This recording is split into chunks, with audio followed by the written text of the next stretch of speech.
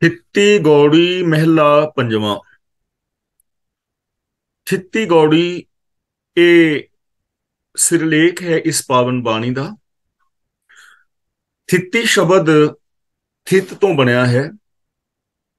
ਥਿੱਤ ਤੋਂ ਬਹੁਵਚਨੀ ਸ਼ਬਦ ਹੈ ਥਿੱਤੀ। ਜਿਵੇਂ ਰਾਤ ਤੋਂ ਰਾਤੀ, ਰੁੱਤ ਤੋਂ ਰੁੱਤੀ। ਚੰਦਰਮਾ ਦੇ ਵਧਨ ਘਟਣ ਦੇ ਹਿਸਾਬ ਦਾ ਜਿਹੜਾ ਦਿਨ ਹੁੰਦਾ ਉਹਨੂੰ ਥਿੱਤੀ ਕਹਿੰਦੇ ਨੇ। ਜਿਵੇਂ ਮੱਸਿਆ ਤੋਂ ਪਿੱਛੋਂ ਚੰਦਰਮਾ ਸਹਿਜੇ ਸਹਿਜੇ ਇੱਕ ਇੱਕ ਕਲਾ ਕਰਕੇ ਵਧਣਾ ਸ਼ੁਰੂ ਹੁੰਦਾ ਹੈ ਤੇ 14 ਦਿਨਾਂ ਵਿੱਚ ਮੁਕੰਮਲ ਹੋ ਜਾਂਦਾ ਹੈ, ਜਿਹਨੂੰ ਪੂਰਨਮਾਸ਼ੀ ਆਖਦੇ ਨੇ। ਪੂਰਨਮਾਸ਼ੀ ਤੋਂ ਪਿੱਛੋਂ ਇੱਕ ਇੱਕ ਕਲਾ ਕਰਕੇ ਘਟਣਾ ਸ਼ੁਰੂ ਹੋ ਜਾਂਦਾ ਹੈ ਤੇ ਆਖਿਰ ਮੱਸਿਆ ਦੀ ਰਾਤ ਨੂੰ ਅਲੋਪ ਹੋ ਜਾਂਦਾ ਹੈ। ਥਿਤ ਸ਼ਬਦ ਸੰਸਕ੍ਰਿਤ ਲਫ਼ਜ਼ ਤਿਥ ਤੋਂ ਬਣਿਆ ਹੈ, ਯਾਨੀ ਚੰਦਰਮਾ ਦੇ ਵਧਨ ਘਟਣ ਦੇ ਹਿਸਾਬ ਦੇ ਨਾਲ ਦਿਨ। ਇਹਨਾਂ ਤਿਥਾਂ ਦੇ ਨਾਮ ਨੇ ਏਕਮ, ਦੂਜ, ਤੀਜ, ਚੌਥ, ਪੰਚਮੀ, ਖੱਟ, ਸਤਵੀਂ, ਅਸ਼ਟਮੀ, ਨੌਵੀਂ, ਦਸਵੀਂ, ਇਕਾਦਸ਼ੀ, ਦੁਆਦਸ਼ੀ, ਤ੍ਰਿयोदशी, ਚੌਦਸ ਤੇ ਪੂਰਨਮਾਸ਼ੀ। ਤੇ ਪੂਰਨਮਾਸ਼ੀ ਤੋਂ ਪਿੱਛੋਂ ਫਿਰ ਉਸੇ ਤਰ੍ਹਾਂ ਏਕਮ, ਦੂਜ ਆਦਿਕ ਦਿਨ ਹੁੰਦੇ ਨੇ, ਜਿਨ੍ਹਾਂ ਦੀ ਗਿਣਤੀ ਇਸ ਢੰਗ ਦੇ ਨਾਲ ਕੀਤੀ ਜਾਂਦੀ ਹੈ। ਬਹੁਤ ਸਾਰੇ ਲੋਕਾਂ ਦੇ ਵਿੱਚ ਵਹਿਮ ਔਰ ਭਰਮ ਵੀ ਪਾਏ ਜਾਂਦੇ ਨੇ, ਜੋ ਇਹਨਾਂ ਤਿੱਥਾਂ ਦੇ ਵਿੱਚ ਵਰਤ ਆਦਿਕ ਰੱਖ ਕੇ ਤੇ ਸ਼ੁਭ ਜਾਂ ਅਸ਼ੁਭ ਫਲ ਦੀ ਇੱਛਾ ਰੱਖਦੇ ਨੇ। ਪਰ ਗੁਰੂ ਸਾਹਿਬ ਜੀ ਨੇ ਉਹਨਾਂ ਭਰਮਾਂ ਵਹਿਮਾਂ ਤੋਂ ਸਾਨੂੰ ਮੁਕਤ ਕੀਤਾ ਹੈ। ਦੂਜੀ ਗੱਲ, ਕੋਈ ਵੀ ਦਿਨ ਆਪਣੇ ਆਪ ਦੇ ਅੰਦਰ ਨਾ ਪਵਿੱਤਰ ਹੈ ਔਰ ਨਾ ਅਪਵਿੱਤਰ ਹੈ। ਜਿਸ ਸਮੇਂ ਨੂੰ ਅਸੀਂ ਯੂਜ਼ ਕਰਾਂਗੇ, ਜਿਵੇਂ ਉਹ ਦਿਨ ਸਾਡੇ ਵਾਸਤੇ ਸ਼ੁਭ ਜਾਂ ਅਸ਼ੁਭ ਹੋ ਜਾਏਗਾ। ਜੇ ਅਸੀਂ ਕਿਸੇ ਦਿਨ ਚੰਗੇ ਕੰਮ ਕਰਦੇ ਹਾਂ ਤਾਂ ਸਾਡੇ ਵਾਸਤੇ ਉਹ ਦਿਨ ਚੰਗਾ ਹੈ, ਜੇ ਕੋਈ ਮੰਦੇ ਕਰਮ ਕਰਦਾ ਹੈ ਤਾਂ ਉਹ ਦਿਨ ਮੰਦਾ ਹੈ। ਕੋਈ ਵੀ ਦਿਨ ਆਪਣੇ ਆਪ ਦੇ ਅੰਦਰ ਨਾ ਚੰਗਾ ਹੈ ਤੇ ਨਾ ਮੰਦਾ ਹੈ। ਗੁਰੂ ਜੀ ਨੇ ਬਚਨ ਕੀਤਾ ਹੈ, ਮਹਾ ਦਿਵਸ ਮੂਰਤ ਭਲੇ, ਜਿਸ ਕੋ ਨਦਰ ਕਰੇ ਨਾਨਕ ਮੰਗੇ ਦਰਸ ਦਾਨ, ਕਿਰਪਾ ਕਰੋ ਹਰੇ। ਯਾਨੀ ਉਹੀ ਦਿਨ ਸ਼ੁਭ ਹੈ ਜਦੋਂ ਕਿ ਅਸੀਂ ਸ਼ੁਭ ਕਰਮ ਕਰਦੇ ਹਾਂ, ਸੱਚ ਦੇ ਨਾਲ ਜੁੜਦੇ ਹਾਂ, ਰੱਬੀ ਰਹਿਮਤ ਦੇ ਪਾਤਰ ਬਣਦੇ ਹਾਂ ਔਰ ਗੁਰੂ ਦੀ ਪਾਵਨ ਬਾਣੀ ਮੁਤਾਬਕ ਜ਼ਿੰਦਗੀ ਜੀਂਦੇ ਹਾਂ। ਸ਼ਲੋਕ। ਇੱਕ ਓੰਕਾਰ ਸਤ ਗੁਰ ਪ੍ਰਸਾਦ। ਇੱਕ ਓੰਕਾਰ ਤੋਂ ਭਾਵ ਇੱਕ ਸਰਬ ਵਿਆਪਕ ਪਰਮ ਸੱਤਿਆ, ਜਿਸ ਕਰਕੇ ਉਤਪत्ति, ਲੈਤਾ, ਪਾਲਨ ਔਰ ਸੰਚਾਲਨ ਹੋ ਰਿਹਾ ਹੈ। ਸਤ ਤੋਂ ਭਾਵ ਹੈ ਸदैव, ਜੋ ਅਬਿਨਾਸ਼ੀ ਹੈ, ਤੇ ਗੁਰ ਪ੍ਰਸਾਦ ਦਾ ਭਾਵ ਹੈ ਕਿ ਐਸੇ ਪ੍ਰਭੂ ਦੇ ਨਾਲ ਮਿਲਾਪ ਸਾਡਾ ਗੁਰੂ ਦੀ ਕਿਰਪਾ ਨਾਲ ਹੁੰਦਾ ਹੈ, ਗੁਰੂ ਦੀ ਬਖਸ਼ਿਸ਼ ਨਾਲ ਹੁੰਦਾ ਹੈ। ਜਲ ਥਲ ਮਹੀਲ ਪੂਰਿਆ, ਸੁਆਮੀ ਸਿਰਜਨਹਾਰ। ਜਲ ਦਾ ਮਤਲਬ ਜਲ ਵਿੱਚ, ਪਾਣੀ ਵਿੱਚ। ਥਲ ਦਾ ਮਤਲਬ ਧਰਤੀ ਵਿੱਚ। ਮਹੀਲ ਦਾ ਮਤਲਬ ਮਹੀ ਤਲ, ਧਰਤੀ ਦੇ ਤਲ ਉੱਤੇ, ਭਾਵ ਪੁਲਾੜ ਵਿੱਚ, ਆਕਾਸ਼ ਵਿੱਚ। ਗੁਰੂ ਸਾਹਿਬ ਬਚਨ ਕਰਦੇ ਨੇ ਕਿ ਸਾਰੇ ਜਗਤ ਨੂੰ ਪੈਦਾ ਕਰਨ ਵਾਲਾ ਮਾਲਕ ਜਲ ਵਿੱਚ, ਧਰਤੀ ਵਿੱਚ, ਆਕਾਸ਼ ਵਿੱਚ, ਹਰ ਥਾਂ ਤੇ ਪਰਿਪੂਰਨ ਹੈ, ਹਰ ਥਾਂ ਤੇ ਸਮਾਇਆ ਹੋਇਆ ਹੈ। ਉਹ ਇਸ ਜਗਤ ਤੋਂ ਕਿਤੇ ਵੱਖਰਾ ਬੈਠਾ ਹੋਇਆ ਨਹੀਂ ਹੈ। ਅਨੇਕ ਭਾਂਤ ਹੋਏ ਪਸਰਿਆ, ਨਾਨਕ ਏਕੰਕਾਰ। ਭਾਂਤ ਦਾ ਮਤਲਬ ਤਰੀਕੇ, ਪਸਰਿਆ ਦਾ ਮਤਲਬ ਫੈਲਿਆ ਹੋਇਆ, ਖਿਲਰਿਆ ਹੋਇਆ। ਏਕੰਕਾਰ ਦਾ ਮਤਲਬ ਇੱਕ ਹੀ ਪ੍ਰਭੂ ਲਗਾਤਾਰ। ਉਹ ਇੱਕ ਅਨੇਕਾਂ ਤਰੀਕਿਆਂ ਦੇ ਨਾਲ ਸੰਸਾਰ ਦੇ ਅੰਦਰ ਖਿਲਰਿਆ ਹੋਇਆ ਹੈ, ਫੈਲਿਆ ਹੋਇਆ ਹੈ। ਯਾਨੀ ਇਹ ਸਾਰਾ ਦਿਸਦਾ ਜੋ ਜਗਤ ਹੈ ਉਹ ਇੱਕ ਦਾ ਹੀ ਫੈਲਾਵ ਹੈ, ਇੱਕ ਦਾ ਹੀ ਵਿਸਤ੍ਰਿਤ ਰੂਪ ਹੈ, ਇੱਕ ਦਾ ਹੀ ਦਿਸਦਾ ਰੂਪ ਹੈ। ਅਨੇਕਾਂ ਢੰਗਾਂ ਤਰੀਕਾਂ ਦੇ ਨਾਲ ਇੱਕ ਹੀ ਚਫੇਰੇ ਫੈਲਿਆ ਹੋਇਆ ਹੈ। ਪੌੜੀ। ਏਕਮ ਏਕੰਕਾਰ ਪ੍ਰਭ, ਕਰੋ ਬੰਦਨਾ ਧਿਆਏ। ਏਕਮ ਦਾ ਮਤਲਬ ਪੂਰਨਮਾਸ਼ੀ ਤੋਂ ਅਗਲੀ ਜੋ ਥਿਤ ਹੁੰਦੀ ਹੈ, ਦਿਨ ਹੁੰਦਾ ਹੈ, ਉਹਨੂੰ ਏਕਮ ਕਿਹਾ ਹੈ। ਤਾਂ ਗੁਰੂ ਸਾਹਿਬ ਜੀ ਸਾਨੂੰ ਸਮਝਾ ਰਹੇ ਨੇ ਕਿ ਮੈਂ ਇੱਕ ਪ੍ਰਭੂ ਨੂੰ ਸਿਮਰ ਕੇ ਉਸ ਅੱਗੇ ਹੀ ਨਮਸਕਾਰ ਕਰਦਾ ਹਾਂ। ਏਕਮ ਥਿਤ ਦਾ ਨਾਮ ਲੈ ਕੇ ਗੁਰੂ ਜੀ ਸਾਨੂੰ ਇੱਕ ਦੇ ਨਾਲ ਜੋੜ ਰਹੇ ਨੇ। ਤਾਂ ਗੁਰੂ ਪਾਤਸ਼ਾਹ ਜੀ ਕਹਿੰਦੇ ਨੇ, ਮੈਂ ਇੱਕ ਪ੍ਰਭੂ ਨੂੰ ਹੀ ਸਿਮਰਦਾ ਹਾਂ, ਉਸ ਦੇ ਚਰਨਾਂ ਵਿੱਚ ਹੀ ਨਮਸਕਾਰ ਕਰਦਾ ਹਾਂ। ਯਾਨੀ ਸਾਨੂੰ ਇੱਕ ਦੇ ਨਾਲ ਜੁੜਨਾ ਚਾਹੀਦਾ ਹੈ, ਇੱਕ ਦੀ ਰਜਾ ਵਿੱਚ ਤੁਰਨਾ ਚਾਹੀਦਾ ਹੈ ਔਰ ਇੱਕ ਦੇ ਗੁਣਾਂ ਨੂੰ ਹੀ ਜ਼ਿੰਦਗੀ ਵਿੱਚ ਇੰਪਲੀਮੈਂਟ ਕਰਨਾ ਚਾਹੀਦਾ ਹੈ। ਗੁਣ ਗੋਬਿੰਦ ਗੋਪਾਲ ਪ੍ਰਭ, ਸਰਨ ਪਰੋਂ हर राय। परों नहीं पढ़ना, परों। परों का मतलब मैं पैंदा हाँ। मैं गोबिंद गोपाल प्रभु दे गुण गांदा हाँ। गुण गान का मतलब कि गुणां नूं जिंदगी विच इंप्लीमेंट करदा हाँ। और मैं सर्व शक्तिमान सर्व व्यापक प्रभु दी शरण पैंदा हाँ। शरण पैन का मतलब है कि मैं प्रभु दी रजा दे विच तुरदा हाँ, ताकि आस कल्याण सुख जाते सब कुछ होए। ताकि का मतलब प्रभु दी, जाते का मतलब जिस तो। ਤਾਂ ਗੁਰੂ ਪਾਤਸ਼ਾਹ ਜੀ ਕਹਿੰਦੇ ਨੇ ਜਿਸ ਮਾਲਕ ਦੇ ਹੁਕਮ ਤੋਂ ਸਾਰਾ ਜਗਤ ਹੋਂਦ ਵਿੱਚ ਆਉਂਦਾ ਹੈ, ਸਭ ਕੁਝ ਹੋ ਰਿਹਾ ਹੈ, ਉਤਪਤੀ ਲੈਤਾ ਪਾਲਨ ਔਰ ਸੰਚਾਲਨ ਆਦਿਕ, ਉਹਦੀ ਆਸ ਰੱਖਿਆ ਹੀ ਸਾਰੇ ਸੁਖ ਔਰ ਆਨੰਦ ਮਿਲ ਸਕਦੇ ਨੇ। ਜਿਸ ਤਰ੍ਹਾਂ ਹੀ ਉਤਪਤੀ ਲੈਤਾ ਪਾਲਨ ਸੰਚਾਲਨ ਸਭ ਕੁਝ ਹੋ ਰਿਹਾ ਹੈ, ਉਸ ਪ੍ਰਭੂ ਦੀ ਆਸ ਰੱਖਿਆ ਹੀ, ਉਹਦੇ ਵਿੱਚ ਵਿਸ਼ਵਾਸ ਰੱਖਿਆ ਹੀ, ਉਹਦੀ ਰਜਾ ਦੇ ਵਿੱਚ ਤੁਰਿਆ ਹੀ ਸਾਰੇ ਸੁਖ ਔਰ ਆਨੰਦ ਮਿਲ ਸਕਦੇ ਨੇ। ਚਾਰ ਕੁੰਟ ਦਹਿ ਭ੍ਰਮਿਓ ਤਿਸ ਬਿਨ ਅਵਰ ਨਾ ਕੋਏ। ਕੁੰਟ ਦਾ ਮਤਲਬ ਪਾਸੇ, ਚਾਰ ਕੁੰਟ ਦਾ ਮਤਲਬ ਚਾਰੇ ਪਾਸੇ, ਦਹਿ ਦਾ ਮਤਲਬ 10 ਦਿਸ਼ਾਵਾਂ, ਚੜ੍ਹਦਾ ਲਹਿੰਦਾ ਦੱਖਣ ਪਹਾੜ ਚਾਰੇ ਗੁੱਠਾਂ ਤੇ ਹੇਠਾਂ ਉੱਤੇ। ਯਾਨੀ ਮੈਂ ਚਾਰਾਂ ਕੁੰਟਾਂ ਔਰ 10 ਪਾਸੇ ਫਿਰ ਕੇ ਵੇਖ ਲਿਆ ਹੈ, ਸਾਰੇ ਜਗਤ ਵਿੱਚ ਫਿਰ ਕੇ ਵੇਖ ਲਿਆ ਹੈ। ਮਾਲਕ ਪ੍ਰਭੂ ਤੋਂ ਬਿਨਾ ਕੋਈ ਰਾਖਾ ਨਹੀਂ ਹੈ। ਤਿਸ ਬਿਨ ਅਵਰ ਨਾ ਕੋਏ, ਪਹਿਲੀ ਗੱਲ ਉਹਦੇ ਤੋਂ ਬਿਨਾ ਕੋਈ ਰਕਸ਼ਕ ਨਹੀਂ, ਤੇ ਦੂਜੀ ਗੱਲ ਮੈਂ ਚਾਰ ਚੁਫੇਰੇ ਫਿਰ ਕੇ ਵੇਖ ਲਿਆ ਹੈ, ਰੱਬ ਤੋਂ ਬਿਨਾ ਹੋਰ ਕੋਈ ਹੈ ਨਹੀਂ। ਇਹ ਸਾਰੀ ਕੁਦਰਤ ਦੇ ਵਿੱਚ ਉਸ ਦਾ ਨੂਰ ਜ਼ਹੂਰ ਔਰ ਜਲਵਾ ਹੀ ਪਸਰਿਆ ਹੋਇਆ ਹੈ, ਚਾਰੇ ਪਾਸੇ ਉਹ ਇੱਕ ਹੀ ਖਿਲ ਰਿਹਾ ਹੋਇਆ ਹੈ। वेद पुराण सिमृत सुने बहुविध करों विचार। वेद पुराण सिमृतियां आदिक धर्म पुस्तक सुन के और मैं होर भी अनेकां तरीकों के नाल विचार करदा हां। यानी वेद पुराण सिमृतियां शास्त्र भी सुन वेखे हन, होर भी अनेकां विचार कर वेखे हन। आखिर सिट्टा की निकल रहा है? पतित उदाहरण भै हरन सुख सागर निरंकार। पतित उदाहरण का मतलब विकारां विच डिगे होयां नूं बचाउण वाला।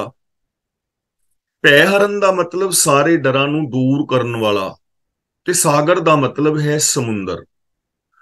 इस नतीजे ते पहुंचदा हां कि आकार रहत प्रभु ही विकारां विच डिगे हुए जीवां नूं विकारां तो बचाउण वाला है और जीवां दे सारे डर दूर करन वाला है। यानी सिमरतियां शास्त्र आदिक विचार वेखे ने, होर बहुत विचारां कर वेखियां ने। गुरु जी कहंदे हन आखिर ऐस सिट्टे ते पहुंचदे हां कि जो प्रभु है ਉਹੀ ਸਾਨੂੰ ਵਿਕਾਰਾਂ ਤੋਂ ਬਚਾ ਸਕਦਾ ਹੈ ਤੇ ਉਹੀ ਡਰਾਂ ਤੋਂ ਬਚਾ ਸਕਦਾ ਹੈ। ਕਿਵੇਂ? ਜਿਵੇਂ ਅਸੀਂ ਰੱਬੀ ਗੁਣਾਂ ਦੇ ਨਾਲ ਜੁੜਾਂਗੇ ਨਾ, ਸਚਾਈ ਦਇਆ ਧਰਮ ਧੀਰਜ ਦੇ ਨਾਲ, ਤਾਂ ਸਾਡੀ ਜ਼ਿੰਦਗੀ ਦੇ ਅੰਦਰੋਂ ਝੂਠ ਫਰੇਬ ਜਿੰਨੇ ਵੀ ਵਿਕਾਰ ਨੇ ਮੁੱਕ ਜਾਣਗੇ। ਤੇ ਜਦ ਸਾਡੇ ਜੀਵਨ ਵਿੱਚ ਕੋਈ ਵਿਕਾਰ ਨਹੀਂ ਹੈ ਤਾਂ ਡਰ ਦਾ ਸਵਾਲ ਹੀ ਪੈਦਾ ਨਹੀਂ ਹੁੰਦਾ। ਡਰ ਉਹਦੀ ਜ਼ਿੰਦਗੀ ਵਿੱਚ ਪੈਦਾ ਹੁੰਦਾ ਹੈ ਜੋ ਕੁਦਰਤ ਦੇ ਵੱਜਵੇਂ ਨਿਯਮਾਂ ਨੂੰ ਸਮਝਦਾ ਨਹੀਂ ਹੈ ਔਰ ਜੋ ਬੰਦਾ ਵਿਕਾਰ ਕਮਾਉਂਦਾ ਹੈ। ਸੋ ਡਰੈ ਜੇ ਪਾਪ ਕਮਾਉਂਦਾ ਧਰਮੀ ਵਿਗਸੇਤ। ਦਾਤਾ ਭੁਗਤਾ ਦੇਨਹਾਰ ਤਿਸ ਬਿਨ ਅਵਰ ਨਾ ਜਾਏ। ਜਾਏ ਦਾ ਮਤਲਬ ਜਗ੍ਹਾ ਥਾਂ, ਭੁਗਤਾ ਦਾ ਮਤਲਬ ਭੋਗਣ ਵਾਲਾ, ਦੇਨਹਾਰ ਦਾ ਮਤਲਬ ਦੇਣ ਵਾਲਾ, ਦਾਤਾ ਦਾ ਮਤਲਬ ਦਾਤਾਂ ਦੇਣ ਵਾਲਾ, ਦਾਤਾਰ। ਤਾਂ ਗੁਰੂ ਜੀ ਕਹਿੰਦੇ ਨੇ ਪ੍ਰਭੂ ਹੀ ਸਭ ਦਾਤਾਂ ਦੇਣ ਵਾਲਾ ਹੈ ਔਰ ਸਭ ਜੀਵਾਂ ਦੇ ਵਿੱਚ ਵਿਆਪਕ ਹੋਣ ਕਰਕੇ ਉਹ ਹੀ ਸਭ ਕੁਝ ਭੁਗਤਣ ਵਾਲਾ ਭੋਗਣ ਵਾਲਾ ਹੈ। ਉਸ ਤੋਂ ਬਿਨਾ ਹੋਰ ਕੋਈ ਆਸਰਾ ਨਹੀਂ ਹੈ। ਤਿਸ ਬਿਨ ਅਵਰ ਨਾ ਜਾਏ, ਉਹਦੇ ਤੋਂ ਬਿਨਾ ਹੋਰ ਕੋਈ ਜਗ੍ਹਾ ਹੈ ਨਹੀਂ ਕਿ ਜਿਹਦੇ ਚਰਨਾਂ ਦੀ ਸ਼ਰਨ ਲਈਏ। ਉਹਦੇ ਤੋਂ ਬਿਨਾ ਕੋਈ ਹੋਰ ਥਾਂ ਨਹੀਂ ਕਿ ਜਿੱਥੇ ਜਾਈਏ, ਐਸੀ ਜਗ੍ਹਾ ਹੋਵੇ ਜਿੱਥੇ ਰੱਬ ਨਾ ਹੋਵੇ, ਐਸਾ ਕੋਈ ਜੀਵ ਨਹੀਂ ਜਿਹਦੇ ਅੰਦਰ ਉਸਦਾ ਵਾਸਾ ਨਾ ਹੋਵੇ। ਤਾਂ ਉਹ ਸਰਬ ਵਿਆਪਕ ਹੈ, ਦਾਤਾਂ ਦੇਣ ਵਾਲਾ ਹੈ ਔਰ ਜੋ ਦਾਤਾਂ ਭੁਗਤਣ ਵਾਲੇ ਨੇ, ਭੋਗਣ ਵਾਲੇ ਨੇ, ਉਹਨਾਂ ਦੇ ਵਿੱਚ ਵੀ ਉਹ ਪ੍ਰਭੂ ਆਪ ਵਸ ਰਿਹਾ ਹੈ। ਉਹਦੇ ਤੋਂ ਬਿਨਾ ਕੋਈ ਸਹਾਰਾ ਨਹੀਂ ਹੈ, ਕੋਈ ਜਗ੍ਹਾ ਨਹੀਂ ਹੈ। ਜੋ ਚਾਹੇ ਸੋਈ ਮਿਲੇ ਨਾਨਕ हर गुण गाए गाए, सॉरी गाए गाए नहीं गाए। जो चाहे सोई मिले नानक हर गुण गाए। इत्थे चाहे ਨੂੰ ਬਿੰਦੀ ਲਾ ਕੇ ਪੜਾਂਗੇ। ਚਾਹੇ, ਚਾਹੇ ਦਾ ਮਤਲਬ ਤੂੰ ਚਾਹੇਗਾ। ਨਾਨਕ ਹਰ ਗੁਣ ਗਾਏ ਦਾ ਮਤਲਬ ਕਿ हे ਭਾਈ ਤੂੰ ਪ੍ਰਭੂ ਦੇ ਗੁਣ ਗਾਉਂਦਾ ਰਹੋ। ਗੁਣ ਗਾਉਣ ਦਾ ਮਤਲਬ ਰੱਬੀ ਗੁਣਾਂ ਨੂੰ ਇੰਪਲੀਮੈਂਟ ਕਰ। ਰੱਬੀ ਗੁਣਾਂ ਨੂੰ ਇੰਪਲੀਮੈਂਟ ਕਰਨ ਦੇ ਨਾਲ ਜੋ ਵੀ ਤੂੰ ਚਾਹੇਗਾ ਤੈਨੂੰ ਉਹੀ ਕੁਝ ਮਿਲ ਜਾਏਗਾ। ਜੋ ਤੂੰ ਚਾਹੇਗਾ, ਜਿਹੜੀ ਵੀ ਸੁਖ ਆਰਾਮ ਚਾਹੇਗਾ, ਉਹ ਤੈਨੂੰ ਸਾਰਾ ਕੁਝ ਮਿਲੇਗਾ। ਜਿਵੇਂ ਰੱਬ ਦੇ ਗੁਣ ਨੇ ਨਾ, ਰੱਬ ਕਰਤਾਰ ਹੈ, ਕਰਤਾ ਹੈ, ਤਾਂ ਅਸੀਂ ਕਿਰਤ ਕਰਾਂਗੇ ਤਾਂ ਸਾਨੂੰ ਰੋਟੀ ਕੱਪੜੇ ਮਕਾਨ ਦੀ ਸਾਡੀ ਜ਼ਰੂਰਤ ਪੂਰੀ ਹੋ ਜਾਏਗੀ। ਬਾਕੀ ਦੇ ਜੋ ਗੁਣ ਨੇ, ਕਰਤਾ ਪੁਰਖ ਨਿਰਭਉ ਨਿਰਵੈਰ ਆਦਿਕ ਜਿੰਨੇ ਵੀ ਗੁਣ ਨੇ, ਉਹਨਾਂ ਗੁਣਾਂ ਨੂੰ ਧਾਰਨ ਕਰਨ ਦੇ ਨਾਲ ਸਾਨੂੰ ਮਾਨਸਿਕ ਸੁੱਖ ਵੀ ਮਿਲੇਗਾ, ਬੌਧਿਕ ਸੁੱਖ ਵੀ ਮਿਲੇਗਾ। ਤਾਂ ਜੋ ਵੀ ਤੂੰ ਚਾਹੇਗਾ ਉਹ ਤੈਨੂੰ ਮਿਲੇਗਾ। ਤੂੰ ਰੱਬੀ ਗੁਣਾਂ ਨੂੰ ਗਾ।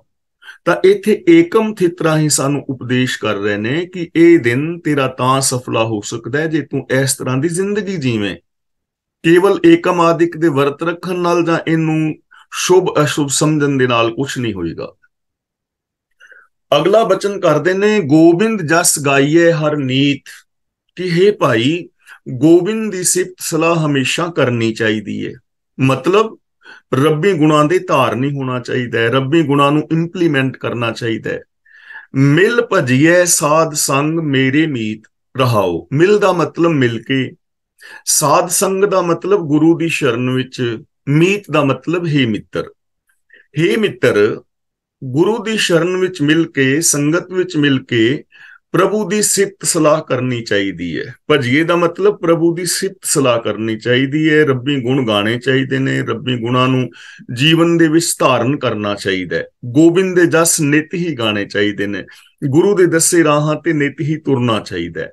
ਇਹ ਰਹਾਉ ਦੀ ਪੰਕਤੀ ਹੈ। ਤੇ ਕਿਸੇ ਵੀ ਸ਼ਬਦ ਦਾ ਜੋ ਕੇਂਦਰੀ ਭਾਵ ਹੈ ਉਹ ਰਹਾਉ ਦੀ ਪੰਕਤੀ ਵਿੱਚ ਹੁੰਦਾ ਹੈ।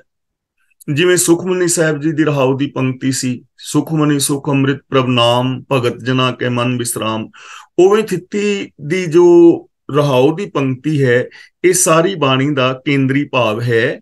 ਫਿਰ ਦੁਬਾਰਾ ਸੁਣ ਲਓ, ਗੋਬਿੰਦ ਜਸ ਗਾਈਏ ਹਰ ਨੀਤ, ਮਿਲ ਭਜੀਏ ਸਾਧ ਸੰਗ ਮੇਰੇ ਮੀਤ, ਕਿ हे ਮੇਰੇ ਮਿੱਤਰ, ਗੁਰੂ ਦੀ ਸੰਗਤ ਵਿੱਚ ਮਿਲ ਕੇ ਪ੍ਰਭੂ ਦੀ ਸਿਫਤ ਸਲਾਹ ਕਰਨੀ ਚਾਹੀਦੀ ਹੈ। ਗੋਬਿੰਦ ਦੇ ਜਸ ਨਿਤ ਹੀ ਗਾਣੇ ਚਾਹੀਦੇ ਨੇ। ਭਾਵ ਗੁਰੂ ਤੋਂ ਗਿਆਨ ਦੀ ਦਾਤ ਲੈ ਕੇ, ਗੁਰੂ ਦੱਸੇ ਰਾਹਾਂ ਤੇ ਚੱਲ ਕੇ ਨਿਤ ਹੀ ਗੋਬਿੰਦ ਦੇ ਗੁਣਾਂ ਦੇ ਧਾਰਨੀ ਹੋਣਾ ਚਾਹੀਦਾ ਹੈ। ਤਾਂ ਹੀ ਸਾਡੇ ਦਿਨ ਔਰ ਵਾਰ ਆਦਿਕ ਸਫਲ ਹੋ ਸਕਦੇ ਨੇ। ਸ਼ਲੋਕ, ਕਰੋ ਬੰਦਨਾ ਅਨਿਕ ਵਾਰ, ਸਰਨ ਪਰੋਂ ਹਰ ਰਾਏ। ਇੱਥੇ ਪਰੋਂ ਨੂੰ ਬਿੰਦੀ ਲਾ ਕੇ ਪੜਾਂਗੇ ਪਰੋਂ, ਕਰੋ ਨੂੰ ਬਿੰਦੀ ਲਾ ਕੇ ਪੜਾਂਗੇ ਕਰੋਂ। ਕਰੋਂ ਬੰਦਨਾ ਅਨਿਕ ਵਾਰ, ਮੈਂ ਪ੍ਰਭੂ ਦੇ ਚਰਨਾਂ ਵਿੱਚ ਅਨੇਕਾਂ ਵਾਰ ਨਮਸਕਾਰ ਕਰਦਾ ਹਾਂ ਔਰ ਮੈਂ ਗੋਬਿੰਦ ਦੀ ਸ਼ਰਨ ਪੈਂਦਾ ਹਾਂ। ਪ੍ਰਭੂ ਦੀ ਰਜਾ ਵਿੱਚ ਤੁਰਦਾ ਹਾਂ ਔਰ ਪ੍ਰਭੂ ਦੇ ਅੱਗੇ ਨਮਸਕਾਰ ਕਰਦਾ ਹਾਂ। ਭਾਵ ਕਿ ਮੈਂ ਰੱਬੀ ਰਜਾ ਦੇ ਵਿੱਚ ਤੁਰਦਾ ਹਾਂ। ਭ੍ਰਮ ਕੱਟਿਐ ਨਾਨਕ ਸਾਧ ਸੰਗ, ਦੁਤੀਆ ਭਾਉ ਮਿਟਾਏ। ਸਾਧ ਸੰਗ ਦਾ ਮਤਲਬ ਸਤਸੰਗਤ ਵਿੱਚ ਰਿਹਾ। ਦੁਤੀਆ ਭਾਵ ਦਾ ਮਤਲਬ ਹੈ ਦੂਜਾ ਭਾਵ, ਦ્વੈਤ ਭਾਵ, ਮੇਰ ਤੇਰ ਦੇ ਵਿਤਕਰੇ। ਮਿਟਾਏ ਦਾ ਮਤਲਬ ਮਿਟਾ ਕੇ। ਭ੍ਰਮ ਕੱਟਿਐ ਨਾਨਕ ਸਾਧ ਸੰਗ, ਦੁਤੀਆ ਭਾਉ ਮਿਟਾਏ। ਸਾਧ ਸੰਗ ਵਿੱਚ ਰਹਿ ਕੇ ਦ્વੈਤ ਭਾਵ ਨੂੰ ਦੂਰ ਕੀਤਿਆਂ ਮਨ ਦੀ ਭਟਕਣਾ ਦੂਰ ਹੋ ਜਾਏਗੀ। ਭ੍ਰਮ ਕੱਟੀਏ ਦਾ ਮਤਲਬ ਭਰਮ ਕੱਟਿਆ ਜਾਏਗਾ, ਭਟਕਣਾ ਮਿਟ ਜਾਏਗੀ। ਗੁਰੂ ਦੀ ਸ਼ਰਨ ਵਿੱਚ ਰਹਿ ਕੇ ਦ્વੈਤ ਭਾਵ ਨੂੰ ਮਿਟਾਇਆ, ਜਿਹੜੀ ਭਟਕਣਾ ਹੈ ਉਹ ਖਤਮ ਹੋ ਜਾਏਗੀ, ਮਨ ਟਿਕ ਜਾਏਗਾ। ਦ્વੈਤ ਭਾਵ ਇੱਕ ਤਾਂ ਮੇਰ ਤੇਰ ਦੇ ਵਿਤਕਰੇ, ਦੂਜਾ ਅੰਦਰੋਂ ਹੋਰ ਤੇ ਬਾਹਰੋਂ ਹੋਰ ਹੋਣਾ, ਤੇ ਪ੍ਰਭੂ ਤੋਂ ਇਲਾਵਾ ਹੋਰ ਕਿਸੇ ਦੇ ਨਾਲ ਪ੍ਰੀਤ ਪਾਣਾ। ਗੁਰੂ ਜੀ ਕਹਿੰਦੇ ਨੇ ਇਸ ਦ્વੈਤ ਭਾਵ ਨੂੰ ਮਿਟਾ ਦੇ, ਤੇਰੀ ਭਟਕਣਾ ਮੁੱਕ ਜਾਏਗੀ। ਪੌੜੀ, ਦੁਤੀਆ ਦੁਰਮਤ ਦੂਰ ਕਰ, ਗੁਰ ਸੇਵਾ ਕਰ ਨੀਤ।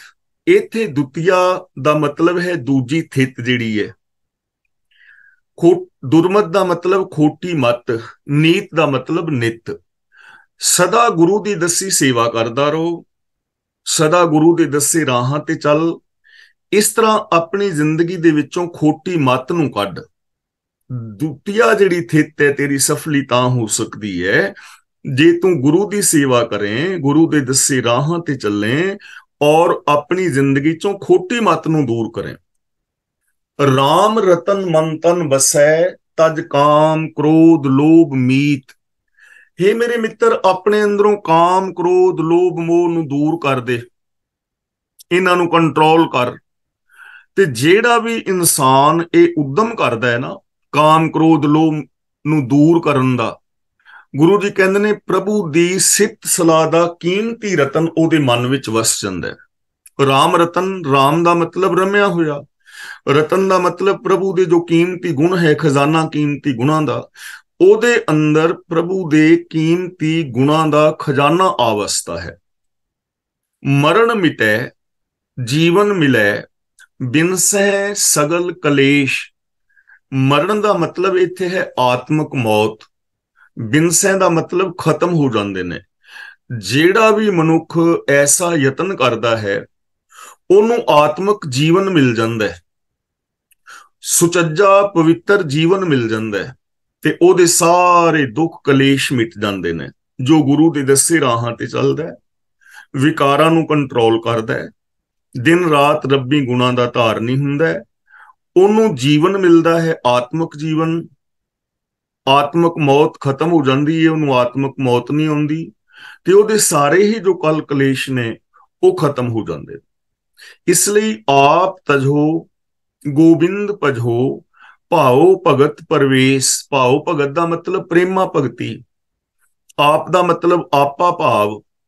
ਤਾਂ ਗੁਰੂ ਜੀ ਕਹਿੰਦੇ ਨੇ, ਹੇ ਮਿੱਤਰ, ਆਪਣੇ ਵਿੱਚੋਂ ਹਉਮੈ ਦੂਰ ਕਰ। ਆਪ ਤਜੋ, ਆਪਣਾ ਆਪਾ ਦੂਰ ਕਰ, ਹਉਮੈ ਦੂਰ ਕਰ।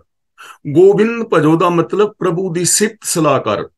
ਜਿਹੜਾ ਮਨੁੱਖ ਐਸਾ ਯਤਨ ਕਰਦਾ ਹੈ ਉਹਦੇ ਅੰਦਰ ਪ੍ਰਭੂ ਦਾ ਪ੍ਰੇਮ ਆਵਸਥਾ ਹੈ, ਉਹਦੇ ਅੰਦਰ ਪ੍ਰਭੂ ਦੀ ਭਗਤੀ ਪ੍ਰਵੇਸ਼ ਕਰ ਜਾਂਦੀ ਹੈ, ਉਹਦੇ ਅੰਦਰ ਰੱਬੀ ਗੁਣ ਵਸ ਜਾਂਦੇ ਨੇ। ਜਿਹੜਾ ਮਨੁੱਖ ਪ੍ਰਭੂ ਦੀ ਸਿਫਤ ਸਲਾਹ ਕਰਦਾ ਹੈ, ਈਗੋ ਦਾ ਤਿਆਗ ਕਰਦਾ ਹੈ, ਉਹਦੇ ਅੰਦਰ ਪ੍ਰਭੂ ਦਾ ਪ੍ਰੇਮ ਆਵਸਥਾ ਹੈ, ਉਹਦੇ ਅੰਦਰ ਰੱਬੀ ਗੁਣਾਂ ਦਾ ਨਿਵਾਸ ਹੋ ਜਾਂਦਾ ਹੈ। ਲਾਭ ਮਿਲੈ ਤੋਟਾ ਹਿਰੈ, ਹਰ ਦਰਗਾਹ ਪਤਿਵੰਤ। ਤੋਟਾ ਦਾ ਮਤਲਬ ਆਤਮਿਕ ਜੀਵਨ ਵਿੱਚ ਪੈ ਰਹੀ ਘਾਟਾ। ਹੀਰੇ ਦਾ ਮਤਲਬ ਦੂਰ ਹੋ ਜਾਂਦੀ ਹੈ, ਪਤਵੰਤ ਦਾ ਮਤਲਬ ਇੱਜ਼ਤ ਵਾਲੇ। ਆਤਮਿਕ ਜੀਵਨ ਵਿੱਚ ਉਹਨਾਂ ਨੂੰ ਵਾਧਾ ਹੀ ਵਾਧਾ ਮਿਲਦਾ ਹੈ, ਲਾਭ ਮਿਲੇ, ਉਹਨਾਂ ਨੂੰ ਲਾਭ ਮਿਲਦਾ ਹੈ। ਤੋਟਾ ਹਿਰੇ, ਤੇ ਜੋ ਆਤਮਿਕ ਜੀਵਨ ਵਿੱਚ ਘਾਟ ਪੈ ਰਹੀ ਹੈ ਉਹ ਅੰਦਰੋਂ ਨਿਕਲ ਜਾਂਦੀ ਹੈ, ਉਹਨਾਂ ਨੂੰ ਘਾਟਾ ਨਹੀਂ ਪੈਂਦਾ ਆਤਮਿਕ ਜੀਵਨ ਵਿੱਚ। ਤੇ ਐਸੇ ਇਨਸਾਨ ਪ੍ਰਭੂ ਦੇ ਦਰ ਤੇ ਇੱਜ਼ਤ ਵਾਲੇ ਹੋ ਜਾਂਦੇ ਨੇ, ਉਹਨਾਂ ਨੂੰ ਪ੍ਰਭੂ ਦੇ ਦਰ ਤੇ ਮਾਨ ਆਦਰ ਔਰ ਸਤਿਕਾਰ ਮਿਲਦਾ ਹੈ। ਰਾਮ ਨਾਮ ਧਨ ਸੰਚਵੈ, ਸਾਚ ਸ਼ਾਹ ਭਗਵੰਤ। ਸੰਚਵੈ ਦਾ ਮਤਲਬ ਇਕੱਠਾ ਕਰਦਾ ਹੈ, ਸਾਚ ਦਾ ਮਤਲਬ ਸਦਾ ਕਾਇਮ ਰਹਿਣ ਵਾਲਾ, ਭਗਵੰਤ ਦਾ ਮਤਲਬ ਭਾਗਾਂ ਵਾਲੇ। ਰਾਮ ਨਾਮ ਧਨ ਸੰਚਵੈ, ਸਾਚ ਸ਼ਾਹ ਭਗਵੰਤ। ਜਿਹੜਾ ਮਨੁੱਖ ਪ੍ਰਭੂ ਦੀ ਸਿਫਤ ਸਲਾਹ ਦਾ ਧਨ ਇਕੱਠਾ ਕਰਦਾ ਹੈ ਰੱਬੀ ਗੁਣਾਂ ਦਾ, ਉਹ ਸਭ ਭਾਗਾਂ ਵਾਲੇ ਹੋ ਜਾਂਦੇ ਨੇ ਔਰ ਉਹ ਸਦਾ ਲਈ ਸ਼ਾਹੂਕਾਰ ਬਣ ਜਾਂਦੇ ਨੇ। ਉਹ ਸੱਚੇ ਸ਼ਾਹ ਨੇ, ਉਹ ਸੱਚੇ ਅਮੀਰ ਨੇ, ਉਹ ਸੱਚੇ ਸ਼ਾਹੂਕਾਰ ਹੋ ਜਾਂਦੇ ਨੇ ਜੋ ਪ੍ਰਭੂ ਦੀ ਸਿਫਤ ਸਲਾਹ ਰੱਬੀ ਗੁਣਾਂ ਦਾ ਧਨ ਇਕੱਠਾ ਕਰਦੇ ਨੇ। ਇਸ ਲਈ ਉਠਤ ਬੈਠਤ ਹਰ ਭਜੋ, ਸਾਧੂ ਸੰਗ ਪ੍ਰੀਤ। ਸਾਧੂ ਦਾ ਮਤਲਬ ਗੁਰੂ, ਪ੍ਰੀਤ ਦਾ ਮਤਲਬ ਪ੍ਰੇਮ। ਇਸ ਲਈ ਹੇ ਭਾਈ, ਉੱਠਦਿਆਂ ਬੈਠਦਿਆਂ ਹਰ ਵੇਲੇ ਪ੍ਰਭੂ ਦੀ ਸਿਫਤ ਸਲਾਹ ਕਰੋ ਔਰ ਗੁਰੂ ਦੀ ਸੰਗਤ ਦੇ ਅੰਦਰ ਪ੍ਰੇਮ ਕਰੋ। ਗੁਰੂ ਵਾਸਤੇ ਪ੍ਰੇਮ ਪੈਦਾ ਕਰੋ, ਗੁਰੂ ਦੀ ਸੰਗਤ ਵਾਸਤੇ ਸੰਗਤ ਵਿੱਚ ਜਾਓ, ਗੁਰੂ ਦੀ ਸ਼ਰਨ ਲਓ, ਗੁਰੂ ਦੀ ਪਾਵਨ ਬਾਣੀ ਪੜ੍ਹੋ, ਸੁਣੋ, ਸਮਝੋ, ਵਿਚਾਰੋ ਔਰ ਗੁਰਬਾਣੀ ਅਨੁਸਾਰ ਜ਼ਿੰਦਗੀ ਜੀਣ ਲਈ ਆਪਣੇ ਜੀਵਨ ਵਿੱਚ ਪ੍ਰੇਮ ਪੈਦਾ ਕਰੋ। ਤੇ ਉੱਠਦਿਆਂ ਬੈਠਦਿਆਂ ਹਰ ਵੇਲੇ ਰੱਬੀ ਸਿਫਤ ਸਲਾਹ ਕਰੋ, ਭਾਵ ਰੱਬੀ ਗੁਣਾਂ ਨੂੰ ਇੰਪਲੀਮੈਂਟ ਕਰੋ। ਨਾਨਕ ਦੁਰਮਤ ਛੁੱਟ ਗਈ, ਪਾਰ ਬ੍ਰਹਮ ਬਸੇ ਚੀਤ। ਚੀਤ ਦਾ ਮਤਲਬ ਚਿੱਤ ਵਿੱਚ, ਦੁਰਮਤ ਦਾ ਮਤਲਬ ਖੋਟੀ ਮਤ, ਤੇ ਛੁੱਟ ਗਈ ਦਾ ਮਤਲਬ ਛੁੱਟ ਜਾਂਦੀ ਹੈ, ਮੁੱਕ ਜਾਂਦੀ ਹੈ। ਜਿਹੜਾ ਵੀ ਇਨਸਾਨ ਐਸਾ ਉਦਮ ਕਰਦਾ ਹੈ ਉਹਦੀ ਖੋਟੀ ਮਤ ਮੁੱਕ ਜਾਂਦੀ ਹੈ, ਪ੍ਰਭੂ ਸਦਾ ਲਈ ਉਹਦੇ ਚਿੱਤ ਦੇ ਅੰਦਰ ਆ ਕੇ ਵਸ ਜਾਂਦਾ ਹੈ।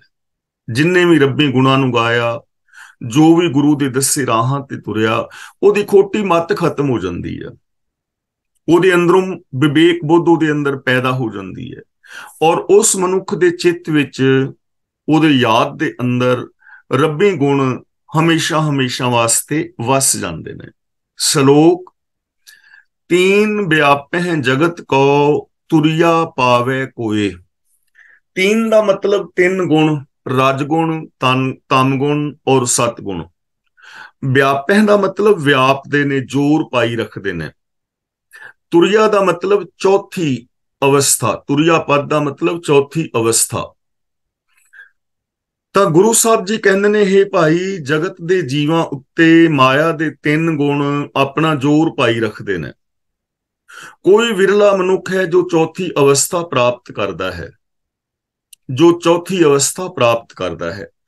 ਹੁਣ ਦੇਖੋ, ਇਸ ਚੀਜ਼ ਨੂੰ ਵਿਆਖਿਆਨ ਇਸ ਦਾ ਕਰਨ ਵਾਸਤੇ ਨਾ ਬਹੁਤ ਔਖੀ ਜੀ ਫਿਲਾਸਫੀ ਪੇਸ਼ ਕੀਤੀ ਗਈ ਹੈ, ਜੋ ਆਮ ਮਨੁੱਖ ਦੀ ਸਮਝ ਤੋਂ ਪਰੇ ਹੋ ਜਾਂਦੀ ਹੈ।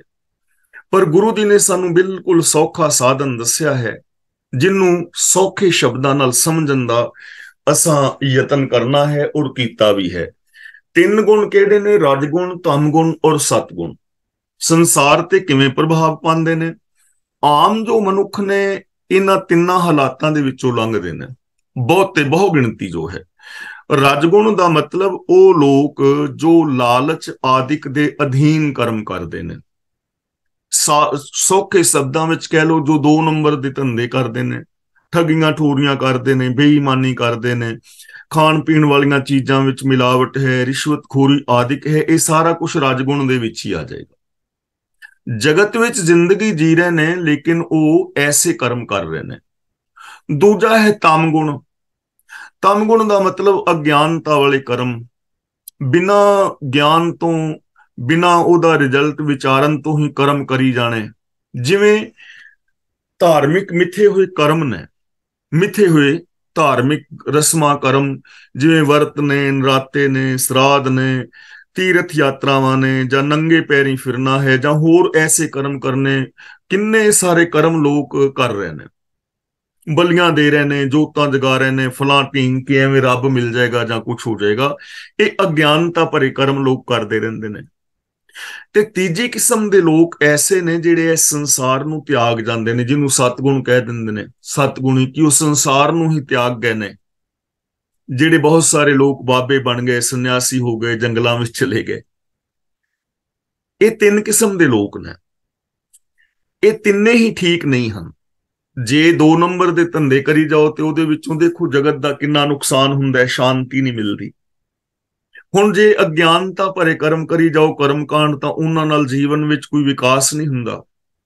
ਜੇ ਸਾਰੇ ਲੋਕ ਬਾਬੇ ਬਣ ਜਾਣ, ਸੰਸਾਰ ਨੂੰ ਛੱਡ ਜਾਣ, ਤਾਂ ਇਹ ਸੰਸਾਰ ਚੱਲ ਹੀ ਨਹੀਂ ਸਕਦਾ। ਇਸ ਲਈ ਚੌਥੀ ਅਵਸਥਾ ਜਿਹੜੀ ਹੈ ਨਾ, ਚੌਥਾ ਜੋ ਗੁਣ ਹੈ, ਉਹ ਗੁਰੂ ਜੀ ਨੇ ਜਗਤ ਨੂੰ ਦਿੱਤਾ ਹੈ। ਚੌਥੇ ਉਹ ਲੋਕ ਨੇ ਜਿਹੜੇ ਇਸ ਸੰਸਾਰ ਨੂੰ ਛੱਡ ਕੇ ਭੱਜਦੇ ਨਹੀਂ, ਸੰਸਾਰ ਵਿੱਚ ਰਹਿ ਕੇ ਜ਼ਿੰਦਗੀ ਜੀਂਦੇ ਨੇ। ਨਾ ਤੇ ਉਹ ਠੱਗੀ ਠੋਰੀ ਕਰਦੇ ਨੇ, ਨਾ ਹੀ ਉਹ ਕਰਮਕਾਂਡ ਕਰਦੇ ਨੇ, ਅਗਿਆਨਤਾ ਭਰੇ ਕਰਮ, ਔਰ ਨਾ ਹੀ ਇਸ ਸੰਸਾਰ ਨੂੰ ਛੱਡ ਕੇ ਦੌੜਦੇ ਨੇ। ਸਗੋਂ ਸੰਸਾਰ ਅੰਦਰ ਰਹਿੰਦਿਆਂ ਸੱਚ ਨੂੰ ਆਧਾਰ ਬਣਾ ਕੇ ਮਨੁੱਖੀ ਫਰਜ਼ਾਂ ਨੂੰ ਪੂਰੀਆਂ ਕਰਦੇ ਨੇ, ਔਰ ਉਹ ਸਰਵ ਵਿਆਪਕ ਪ੍ਰਭੂ ਦੇ ਗੁਣਾਂ ਦੇ ਧਾਰਨੀ ਹੁੰਦੇ ਨੇ। ਇਹਨੂੰ ਕਹਿੰਦੇ ਨੇ ਚੌਥਾ ਪਦ ਜਾਂ ਚੌਥਾ ਗੁਣ। ਤੁਰਿਆ ਗੁਣ ਕਹਿ ਲਓ, ਤੁਰਿਆ ਪਦ ਕਹਿ ਲਓ, ਕੋਈ ਵੀ ਸ਼ਬਦ ਵਰਤ ਲਓ। ਤਾਂ ਗੁਰੂ ਪਾਤਸ਼ਾਹ ਜੀ ਕਹਿੰਦੇ ਨੇ, ਇਸ ਸੰਸਾਰ ਅੰਦਰ ਆਮ ਜੋ ਬਹੁ ਗਿਣਤੀ ਲੋਕ ਹੈ, ਉਹਨਾਂ ਨੂੰ ਇਹ ਤਿੰਨੇ ਗੁਣ ਵਿਆਪਦੇ ਰਹਿੰਦੇ ਨੇ। ਕੋਈ ਰਜਗੁਣ, ਕੋਈ ਤਮਗੁਣ ਔਰ ਕੋਈ ਸਤਗੁਣ ਦੇ ਅੰਦਰ ਜੀਂਦਾ ਰਹਿੰਦਾ ਹੈ। ਲੇਕਿਨ ਤੁਰਿਆ ਪਾਵੇ ਕੋਈ ਦਾ ਮਤਲਬ ਕੋਈ ਵਿਰਲਾ ਇਨਸਾਨ ਹੈ ਜੋ ਸੰਸਾਰ ਅੰਦਰ ਰਹਿੰਦਿਆਂ ਇਹਨਾਂ ਪਾਪਾਂ ਵਿਕਾਰਾਂ ਤੋਂ ਨਿਰਲੇਪ ਹੋ ਕੇ ਜ਼ਿੰਦਗੀ ਜੀਂਦਾ ਹੈ। ਉਹ ਵਿਰਲੇ ਲੋਕ ਨੇ। ਤਾਂ ਤੀਜੀ ਜਿਹੜੀ ਥਿੱਤ ਹੈ, ਉਹ ਤਾਂ ਹੀ ਤੁਹਾਡੀ ਸਫਲੀ ਹੈ ਜੇ ਤੁਸੀਂ ਤੁਰਿਆ ਗੁਣ ਦਾ ਧਾਰਨੀ ਹੁੰਦੇ ਹੋ। ਜੇ ਸੰਸਾਰ ਵਿੱਚ ਰਹਿ ਕੇ ਰਜਗੁਣ, ਤਮਗੁਣ, ਸਤਗੁਣ ਤੋਂ ਉੱਤੇ ਉੱਠ ਕੇ ਨਿਰਲੇਪ ਹੋ ਕੇ ਜ਼ਿੰਦਗੀ ਜੀਂਦੇ ਹੋ, ਐਸੇ ਵਿਰਲੇ ਇਨਸਾਨ ਨੇ। ਤੁਰਿਆ ਪਾਵੇ ਕੋਈ। ਅਗਲਾ ਬਚਨ ਗੁਰਦੇਵ ਪਾਤਸ਼ਾਹ ਜੀ ਕਰਦੇ ਨੇ, ਨਾਨਕ ਸੰਤ ਨਿਰਮਲ ਭਏ ਜਿਨ ਮਨ ਵਸਿਆ ਸੋਏ। ਇੱਥੇ ਸੰਤ ਦਾ ਮਤਲਬ ਕੋਈ ਚੋਲੇ ਵਾਲਾ ਜਾਂ ਤਿਆਗੀ ਬਾਬਾ ਨਹੀਂ ਹੈ, ਕਿਉਂਕਿ ਗੁਰੂ ਜੀ ਤਿਆਗ ਨੂੰ ਤੇ ਮੰਨਦੇ ਹੀ ਨਹੀਂ ਨਾ, ਜਿਹੜੇ ਤਿਆਗ ਨੂੰ ਇਹ ਲੋਕ ਮੰਨਦੇ ਨੇ ਕਿ ਕੰਮ ਛੱਡ ਕੇ ਤੇ ਤੁਸੀਂ ਸੰਤ ਬਾਬੇ ਬਣ ਜਾਓ। ਉਸ ਚੀਜ਼ ਨੂੰ ਤੇ ਗੁਰਮਤ ਨੇ ਪ੍ਰਵਾਨ ਨਹੀਂ ਕੀਤਾ। ਗੁਰਮਤ ਗ੍ਰਸਤ ਨੂੰ ਪ੍ਰਵਾਨ ਕਰਦੀ ਹੈ। ਤਾਂ ਇੱਥੇ ਸੰਤ ਦਾ ਮਤਲਬ ਹੈ ਜਿਹੜਾ ਨਿਰਲੇਪ ਇਨਸਾਨ ਹੈ, ਸਚਿਆਰ ਪੁਰਸ਼। ਸੰਤ ਦਾ ਮਤਲਬ ਸਚਿਆਰ, ਰੱਬੀ ਰਜਾ ਵਿੱਚ ਤੁਰਨ ਵਾਲਾ, ਗੁਰੂ ਦੇ ਦੱਸੇ ਰਾਹਾਂ ਤੇ ਚੱਲ ਕੇ ਜਿਨਨੇ ਆਪਣੀ ਜ਼ਿੰਦਗੀ ਚੋਂ ਦੁਰਮਤ ਵਗੈਰਾ ਮਿਟਾ ਲਈ ਹੈ। ਉਹ ਇਨਸਾਨ ਨਿਰਮਲ ਹੋ ਗਏ ਨੇ, ਜਿਨ ਮਨ ਵਸਿਆ ਸੋਏ, ਜਿਨ੍ਹਾਂ ਦੇ ਮਨ ਦੇ ਅੰਦਰ ਪ੍ਰਭੂ ਵਸ ਗਿਆ ਹੈ, ਜਿਨ੍ਹਾਂ ਦੇ ਮਨ ਦੇ ਅੰਦਰ ਪ੍ਰਭੂ ਦੇ ਗੁਣ ਵਸ ਗਏ ਨੇ। ਉਹ ਇਸ ਸੰਸਾਰ ਵਿੱਚ ਰਹਿੰਦਿਆਂ ਨਿਰਮਲ ਨੇ, ਉਹ ਤਿੰਨਾਂ ਗੁਣਾਂ ਤੋਂ ਨਿਰਲੇਪ ਨੇ। ਉਹਨਾਂ ਦਾ ਮਨ ਨਿਰਮਲ ਹੈ, ਉਹਨਾਂ ਦੇ ਮਨ ਵਿੱਚ ਸੱਚਾ ਵਸ ਗਿਆ ਹੈ, ਸੱਚੇ ਦੇ ਗੁਣ ਵਸ ਗਏ ਨੇ, ਉਹ ਸਚਿਆਰ ਹੋ ਗਏ ਨੇ, ਉਹ ਨਿਰਮਲ ਜੀਵਨ ਵਾਲੇ ਬਣ ਗਏ ਨੇ। ਪੌੜੀ ਤ੍ਰਿਤੀਆ ਤ੍ਰੈਗੁਣ ਬਿਖੈ ਫਲ, ਕਬ ਉੱਤਮ ਕਬ ਨੀਚ। ਇੱਥੇ ਤ੍ਰਿਤੀਆ ਦਾ ਮਤਲਬ ਹੈ ਤੀਜੀ ਥਿਤ। ਇੱਥੇ ਤੀਜੀ ਥਿਤ ਦਾ ਨਾਮ ਲੈ ਕੇ ਗੁਰੂ ਜੀ ਸਾਨੂੰ ਸਮਝਾ ਰਹੇ ਨੇ। ਤ੍ਰਿਤੀਆ ਤ੍ਰੈਗੁਣ ਬਿਖੇ ਫਲ, ਕਬ ਉੱਤਮ ਕਬ ਨੀਚ, ਕਿ ਮਾਇਆ ਦੇ ਤਿੰਨ ਗੁਣਾਂ ਦੇ ਪ੍ਰਭਾਵ ਹੇਠਾਂ ਵਿਸ਼ੇ ਵਿਕਾਰ ਰੂਪ ਫਲ ਹੀ ਮਿਲਦੇ ਨੇ। ਬਿਖੇ ਫਲ ਦਾ ਮਤਲਬ ਜ਼ਹਿਰੀਲੇ ਫਲ, ਜਿਹੜੇ ਆਤਮਿਕ ਮੌਤ ਲਿਆਉਣ ਦਾ ਕਾਰਨ ਬਣਦੇ ਨੇ। ਤ੍ਰਿਤੀਆ ਤ੍ਰੈਗੁਣ ਬਿਖੇ ਫਲ, ਤ੍ਰੈਗੁਣ ਦਾ ਮਤਲਬ ਜਿਹੜੇ ਮਾਇਆ ਦੇ ਤਿੰਨ ਗੁਣ ਗਿਣੇ ਨੇ, ਰਜਗੁਣ, ਤਮਗੁਣ, ਸਤਗੁਣ ਵਗੈਰਾ। ਇਹ ਤਿੰਨ ਕਰਮ ਕਰਨ ਦੇ ਨਾਲ ਪੱਲੇ ਕੀ ਪੈਂਦਾ ਹੈ? ਬਿਖੇ ਫਲ। ਬਿਖੇ ਦਾ ਮਤਲਬ ਵਿਸ਼ੇ ਵਿਕਾਰ, ਜ਼ਹਿਰੀਲੇ ਫਲ, ਜੋ ਆਤਮਿਕ ਮੌਤ ਲਿਆਉਣ ਦਾ ਕਾਰਨ ਬਣਦੇ ਨੇ। ਇਹਨਾਂ ਤਿੰਨਾਂ ਗੁਣਾਂ ਕਰਕੇ ਆਤਮਿਕ ਮੌਤ ਲਿਆਉਣ ਵਾਲੇ ਫਲ ਹੀ ਪੱਲੇ ਪੈਂਦੇ ਨੇ। ਕਬ ਉੱਤਮ ਕਬ ਨੀਚ। ਕਬ ਦਾ ਮਤਲਬ ਕਦੇ, ਕਦੇ ਬੰਦਾ ਉੱਤਮ ਹੋ ਜਾਂਦਾ ਤੇ ਕਦੇ ਨੀਚ ਹੋ ਜਾਂਦਾ ਹੈ, ਯਾਨੀ ਕਦੇ ਆਪਣੇ ਆਪ ਨੂੰ ਚੰਗਾ ਸਮਝਣ ਲੱਗ ਜਾਂਦਾ ਹੈ, ਕਦੇ ਆਪਣੇ ਆਪ ਨੂੰ ਮਾੜਾ ਸਮਝਣ ਲੱਗ ਜਾਂਦਾ ਹੈ। ਕਦੇ ਪੁੰਨਦਾਨ ਕਰ ਲਿਆ ਥੋੜਾ ਜਿਹਾ, ਕਦੇ ਮਾੜੇ ਕਰਮ ਕਰ ਲਏ, ਯਾਨੀ ਮਾੜੇ ਕਰਮ ਵੀ ਕਰੀ ਗਏ ਤੇ ਪੁੰਨਦਾਨ ਵਗੈਰਾ ਵੀ ਕਰੀ ਗਏ। ਇਹੋ ਹੀ ਪੱਲੇ ਪੈਂਦਾ ਬੰਦੇ ਦੇ। ਜਿਵੇਂ ਮਲਕ ਭਾਗੋ ਸੀ, ਸਾਰਾ ਸਾਲ ਠੱਗੀਆਂ ਮਾਰ ਕੇ ਤੇ ਸਾਲ ਦੇ ਵਿੱਚ ਇੱਕ ਵਾਰੀ ਬੜਾ ਵੱਡਾ ਉਹਨੇ ਯੱਗ ਹਵਨ ਕਰ ਦੇਣਾ ਹੈ, ਪੁੰਨਦਾਨ ਕਰ ਦੇਣਾ, ਲੋਕਾਂ ਨੂੰ ਲੰਗਰ ਪ੍ਰਸ਼ਾਦਾ ਛਕਾ ਦੇਣਾ। ਤਾਂ ਇਸ ਤਰ੍ਹਾਂ ਕਰਨ ਦੇ ਨਾਲ ਬੰਦਾ ਕਦੇ ਵੀ ਧਾਰਮਿਕ ਨਹੀਂ ਹੁੰਦਾ। ਐਵੇਂ ਕਰਨ ਦੇ ਨਾਲ ਬੰਦੇ ਨੂੰ ਕਦੇ ਵੀ ਆਤਮਿਕ ਜੀਵਨ ਨਹੀਂ ਮਿਲਦਾ। ਨਰਕ ਸੁਰਗ ਭ੍ਰਮਤੋ ਕਣੋ, ਸਦਾ ਸੰਘਾਰੇ ਮੀਚ। ਭ੍ਰਮਤੋ ਦਾ ਮਤਲਬ ਭਟਕਣਾ, ਕਣੋ ਦਾ ਮਤਲਬ ਬਹੁਤ ਜ਼ਿਆਦਾ, ਬਹੁਤ ਜੀਵ, ਸੰਘਾਰੇ ਦਾ ਮਤਲਬ ਮਾਰਦੀ ਹੈ, ਤੇ ਮੀਚ ਦਾ ਮਤਲਬ ਹੈ ਮੌਤ। ਨਰਕ ਸੁਰਗ ਭ੍ਰਮਤੋ ਕਣੋ, ਤਾਂ ਜਿਹੜੇ ਤਿੰਨਾਂ ਗੁਣਾਂ ਦੇ ਵਿੱਚ ਜੀਂਦੇ ਨੇ ਉਹ ਨਰਕ ਔਰ ਸਵਰਗ ਦੇ ਵਿੱਚ ਭਰਮਦੇ ਰਹਿੰਦੇ ਨੇ। ਨਰਕ ਸਵਰਗ ਦਾ ਮਤਲਬ ਸੁੱਖ ਔਰ ਦੁੱਖ, ਕਦੇ ਜੀਵਨ ਵਿੱਚ ਸੁੱਖ ਆ ਗਿਆ, ਕਦੇ ਜੀਵਨ ਵਿੱਚ ਦੁੱਖ ਆ ਗਿਆ। ਇੱਥੇ ਹੀ ਸੁੱਖ ਔਰ ਦੁੱਖ ਭਟਕਦੇ ਰਹਿੰਦੇ ਨੇ। ਸਦਾ ਸੰਘਾਰੇ ਮੀਚ, ਤੇ ਉਹਨਾਂ ਨੂੰ ਸਦਾ ਹੀ ਆਤਮਿਕ ਮੌਤ ਦਾ ਸਹਿਮ ਦਵਾਈ ਰੱਖਦਾ ਹੈ। ਇੱਕ ਤਾਂ ਸਰੀਰਕ ਮੌਤ ਦਾ ਡਰ ਵੀ ਬਣਿਆ ਰਹਿੰਦਾ ਉਹਨਾਂ ਨੂੰ, ਤੇ ਦੂਜਾ ਆਤਮਿਕ ਮੌਤ ਤੇ ਮਰੇ ਰਹਿੰਦੇ ਨੇ, ਕਿਉਂਕਿ ਸ਼ੁਭ ਗੁਣਾਂ ਵਿੱਚ ਹੈ ਨਹੀਂ, ਸੱਚ ਨਾਲੋਂ ਟੁੱਟੇ ਨੇ। ਸੱਚ ਨਾਲੋਂ ਟੁੱਟ ਕੇ ਕਰਮ ਕੀਤਿਆਂ, ਮੰਨ ਲਓ ਸਪੋਜ਼ ਕਿ ਮੈਂ ਕਿਸੇ ਦੀ ਚੋਰੀ ਕਰ ਲਈ ਤੇ ਚੋਰੀ ਕਰਨ ਵਿੱਚ ਮੈਂ ਸਫਲ ਹੋ ਗਿਆ, ਕੋਈ 10,000 ਪਾਉਂਡ ਮੈਂ ਕੱਢ ਲਿਆ, ਤਾਂ ਪਲ ਭਰ ਦਾ ਮੈਨੂੰ ਸੁੱਖ ਮਿਲਿਆ ਕਿ ਮੇਰੇ ਕੋਲ 10,000 ਪਾਉਂਡ ਆ ਗਿਆ, ਤੇ ਉਹਦੇ ਨਾਲ ਮੈਂ ਕੋਈ ਸਮਾਨ ਇੱਧਰ ਉੱਧਰ ਦਾ ਖਰੀਦ ਲਿਆ, ਮੈਨੂੰ ਖੁਸ਼ੀ ਹੋਈ। ਲੇਕਿਨ ਨਾਲ ਦੇ ਨਾਲ ਹੀ ਮੈਂ ਅੱਗੇ ਫੜਿਆ ਗਿਆ ਤੇ ਜੇਲ੍ਹ ਚਲਾ ਗਿਆ। ਹੁਣ ਨਰਕ ਚ ਪੈ ਗਿਆ ਨਾ, ਇੱਕ ਪਲ ਦਾ ਸਵਰਗ ਤੇ ਨਾਲ ਦੇ ਨਾਲ ਨਰਕ। ਇਹਨੂੰ ਕਹਿੰਦੇ ਨੇ ਨਰਕ ਸੁਰਗ ਭ੍ਰਮਤੋ ਕਣੋ, ਸਦਾ ਸੰਘਾਰੇ ਮੀਚ। ਐਸੇ ਲੋਕਾਂ ਨੂੰ ਨਰਕ ਔਰ ਸਵਰਗ, ਸੁੱਖ ਔਰ ਦੁੱਖ ਲੱਗੇ ਰਹਿੰਦੇ ਨੇ, ਔਰ ਉਹ ਆਤਮਿਕ ਮੌਤੇ ਮਰੇ ਰਹਿੰਦੇ ਨੇ, ਜਿਹੜੇ ਤਿੰਨ ਗੁਣਾਂ ਵਿੱਚ ਨੇ। ਹਰਖ ਸੋਗ ਸਹਿਸਾ ਸੰਸਾਰ, ਹੋਂ ਕਰਤ ਬਿਹਾਏ। ਹਰਖ ਦਾ ਮਤਲਬ ਖੁਸ਼ੀ, ਸੋਗ ਦਾ ਮਤਲਬ ਗਮੀ, ਸਹਿਸਾ ਦਾ ਮਤਲਬ ਹੈ ਸਹਿਮ, ਹੋਂ ਕਰਤ ਦਾ ਮਤਲਬ ਮੈਂ ਕਰਦਿਆਂ, ਬਿਹਾਏ ਦਾ ਮਤਲਬ ਉਮਰ ਬੀਤ ਜਾਂਦੀ ਹੈ। ਹਰਖ ਸੋਗ ਸਹਿਸਾ ਸੰਸਾਰ, ਹੋਂ ਕਰਤ ਬਿਹਾਏ।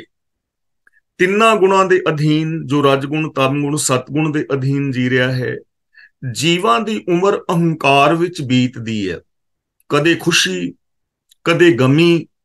ਇਹ ਸਹਿਮ ਦਾ ਚੱਕਰ ਉਹਨਾਂ ਦੇ ਸਿਰ ਤੇ ਬਣਿਆ ਰਹਿੰਦਾ ਹੈ। ਸਹਿਮ ਜ਼ਿੰਦਗੀ ਚੋਂ ਨਹੀਂ ਮੁੱਕਦਾ, ਡਰ ਜ਼ਿੰਦਗੀ ਚੋਂ ਨਹੀਂ ਮੁੱਕਦਾ। ਕਦੇ ਸੁੱਖ ਕਦੇ ਦੁੱਖ, ਔਰ ਹੰਕਾਰ ਕਰਦਿਆਂ ਹੀ ਸਾਰੀ ਜ਼ਿੰਦਗੀ ਬੀਤ ਜਾਂਦੀ ਹੈ। ਜਿਨ ਕੀਏ ਤਿਸੈ ਨਾ ਜਾਣਨੀ, ਚਿਤਵਹਿ ਅਨਿਕ ਉਪਾਏ। ਇਹ ਜੋ ਜਾਣਨੀ ਸ਼ਬਦ ਇਹਨਾਂ ਨੂੰ ਧਿਆਨ ਨਾਲ ਪੜਨਾ ਹੈ। ਵਿਚਕਾਰ ਅਣਾਣਾ ਹੈ, ਅੱਗੇ ਨੰਨਾ ਹੈ। ਜਾਣਨੀ, ਜਾਣਨੀ ਨਹੀਂ ਪੜਨਾ, ਜਾਣਨੀ ਬੋਲਿਆ ਨੰਨਾ ਵਿਚਕਾਰ ਬੋਲ ਜਾਏਗਾ, ਜਾਣਨੀ। ਜਿਨ ਕੀਏ ਤਿਸੈ ਨਾ ਜਾਣਨੀ, ਚਿਤਵਹਿ ਅਨਿਕ ਉਪਾਏ। ਹੁਣ ਇਹਨਾਂ ਲੋਕਾਂ ਦੀ ਹਾਲਾਤ ਕਿਉਂ ਹੁੰਦੀ ਹੈ? ਤਿੰਨਾਂ ਗੁਣਾਂ ਵਿੱਚ ਭਟਕਦੇ ਹੋਏ, ਨਰਕ ਸੁਰਗ ਦੇ ਵਿੱਚ ਪੈਂਦੇ ਹੋਏ, ਐਸੇ ਜ਼ਿੰਦਗੀ ਵਿੱਚ ਸੁੱਖ ਦੁੱਖ ਭੋਗਦੇ ਹੋਏ ਹੰਕਾਰ ਵਿੱਚ ਜ਼ਿੰਦਗੀ ਕਿਉਂ ਬੀਤਦੀ ਹੈ? ਕਿਉਂਕਿ ਜਿਸ ਨੇ ਪੈਦਾ ਕੀਤਾ ਸੀ, ਜਿਨ ਕੀ ਇਹ ਤਿਸੇ ਨਾ ਜਾਣਨੀ, ਜਿਸ ਨੇ ਪੈਦਾ ਕੀਤਾ ਹੈ ਉਹਦੇ ਨਾਲ ਡੂੰਘੀ ਸਾਂਝ ਨਹੀਂ ਹੈ, ਉਹਦੇ ਗੁਣਾਂ ਦੇ ਧਾਰਨੀ ਨਹੀਂ ਹਨ। ਚਿਤਵੇਂ ਅਨੇਕ ਉਪਾਏ ਦਾ ਮਤਲਬ ਹੋਰ ਹੋਰ ਉਪਾਅ ਸੋਚਦੇ ਨੇ।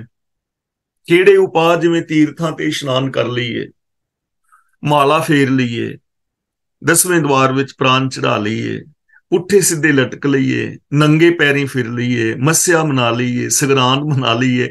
ਇਹ ਉਪਾਅ ਚਿਤਵਦੇ ਰਹਿੰਦੇ ਨੇ, ਲੇਕਿਨ ਗੁਣਾਂ ਦੇ ਧਾਰਨੀ ਨਹੀਂ ਹੁੰਦੇ। ਜਿਸ ਨੇ ਪੈਦਾ ਕੀਤਾ ਹੈ ਉਹਦੀ ਰਜਾ ਵਿੱਚ ਨਹੀਂ ਤੁਰਦੇ। ਇਹ ਉਹਨਾਂ ਦੇ ਭਟਕਣ ਦਾ ਕਾਰਨ ਹੈ ਕਿ ਜਿਸ ਪ੍ਰਭੂ ਨੇ ਪੈਦਾ ਕੀਤਾ ਉਹਦੇ ਨਾਲ ਡੂੰਘੀ ਸਾਂਝ ਨਹੀਂ ਪਾਈ, ਉਹਨਾਂ ਗੁਣਾਂ ਦੇ ਧਾਰਨੀ ਨਹੀਂ ਹੋਏ, ਤੇ ਹੋਰ ਹੋਰ ਜੋ ਕਰਮ ਕਾਂਡ ਨੇ ਉਹਨਾਂ ਵਾਸਤੇ ਚਿਤਵਦੇ ਰਹਿੰਦੇ ਨੇ, ਸੋਚਦੇ ਰਹਿੰਦੇ ਨੇ। ਆਧ ਬਿਆਧ ਉਪਾਧ ਰਸ, ਕਬਹੂ ਨਾ ਟੂਟੈ ਤਾਪ। ਆਦ ਦਾ ਮਤਲਬ ਹੈ ਮਨ ਦੇ ਰੋਗ। ਇਹਨੂੰ ਆਦ ਨਹੀਂ ਪੜਨਾ, ਧੱਦਾ ਹੈ, ਧੱਦਾ ਬੋਲਣਾ ਹੈ, ਆਧ। ਆਦ ਦਾ ਮਤਲਬ ਹੈ ਮਨ ਦੇ ਰੋਗ, ਜਿਵੇਂ ਚਿੰਤਾ ਫਿਕਰ ਹੈ ਜਾਂ ਡਿਪਰੈਸ਼ਨ ਵਗੈਰਾ ਮਾਨਸਿਕ ਚਿੰਤਾਵਾਂ ਨੇ। ਵਿਆਧ ਦਾ ਮਤਲਬ ਹੈ ਸਰੀਰ ਦੇ ਰੋਗ, ਤੇ ਉਪਾਦ ਦਾ ਮਤਲਬ ਹੈ ਝਗੜੇ, ਠੱਗੀ ਫਰੇਬ ਦੇ ਝਗੜੇ ਗਲ ਵਿੱਚ ਪਈ ਜਾਣੇ। ਰਸ ਦਾ ਮਤਲਬ ਚਸਕੇ। ਦੁਨੀਆ ਦੇ ਰਸਾਂ ਚਸਕਿਆਂ ਦੇ ਕਾਰਨ ਜੀਵ ਨੂੰ ਕਦੇ ਮਨ ਦੇ ਰੋਗ ਔਰ ਕਦੇ ਸਰੀਰ ਦੇ ਰੋਗ ਔਰ ਝਗੜੇ ਝੰਬੇਲੇ ਚੰਬੜੇ ਰਹਿੰਦੇ ਨੇ। ਕੋਈ ਸਰੀਰਕ ਰੋਗਾਂ ਵਿੱਚ ਫਸਿਆ ਹੈ, ਕਿਸੇ ਨੂੰ ਮਾਨਸਿਕ ਰੋਗ ਹੋ ਗਏ ਨੇ, ਤੇ ਕਈ ਸਰੀਰਕ ਔਰ ਮਾਨਸਿਕ ਰੋਗੀ ਨਹੀਂ, ਉਹਨਾਂ ਦੇ ਗਲ ਹੋਰ ਝਗੜੇ ਲੜਾਈਆਂ ਪਏ ਹੋਏ ਨੇ ਖਾਮਖਾਹੀ। ਕਬਹੂ ਨਾ ਟੂਟੈ ਤਾਪ, ਕਦੇ ਵੀ ਉਹਨਾਂ ਦੇ ਮਨ ਦਾ ਦੁੱਖ ਔਰ ਕਲੇਸ਼ ਮਿਟਦਾ ਨਹੀਂ। ਜੋ ਜ਼ਿੰਦਗੀ ਸਹੀ ਢੰਗ ਨਾਲ ਨਹੀਂ ਜੀ ਰਹੇ, ਜੋ ਰਸਾਂ ਚਸਕਿਆਂ ਵਿੱਚ ਪਏ ਨੇ, ਜੋ ਤਿੰਨਾਂ ਤਾਪਾਂ ਯਾਨੀ ਜਿਹੜੇ ਤਿੰਨ ਗੁਣ ਦੱਸੇ ਨੇ, ਰਜਗੁਣ ਤਮਗੁਣ ਸਤਗੁਣ, ਜੋ ਉਹਨਾਂ ਦੇ ਵਿੱਚ ਉਲਝੇ ਹੋਏ ਨੇ, ਉਹ ਕਦੇ ਮਾਨਸਿਕ ਰੋਗ, ਕਦੇ ਸਰੀਰਕ ਦੁੱਖ, ਕਦੇ ਝਗੜੇ ਝੰਬੇਲਿਆਂ ਵਿੱਚ ਪੈ ਰਹਿੰਦੇ ਨੇ।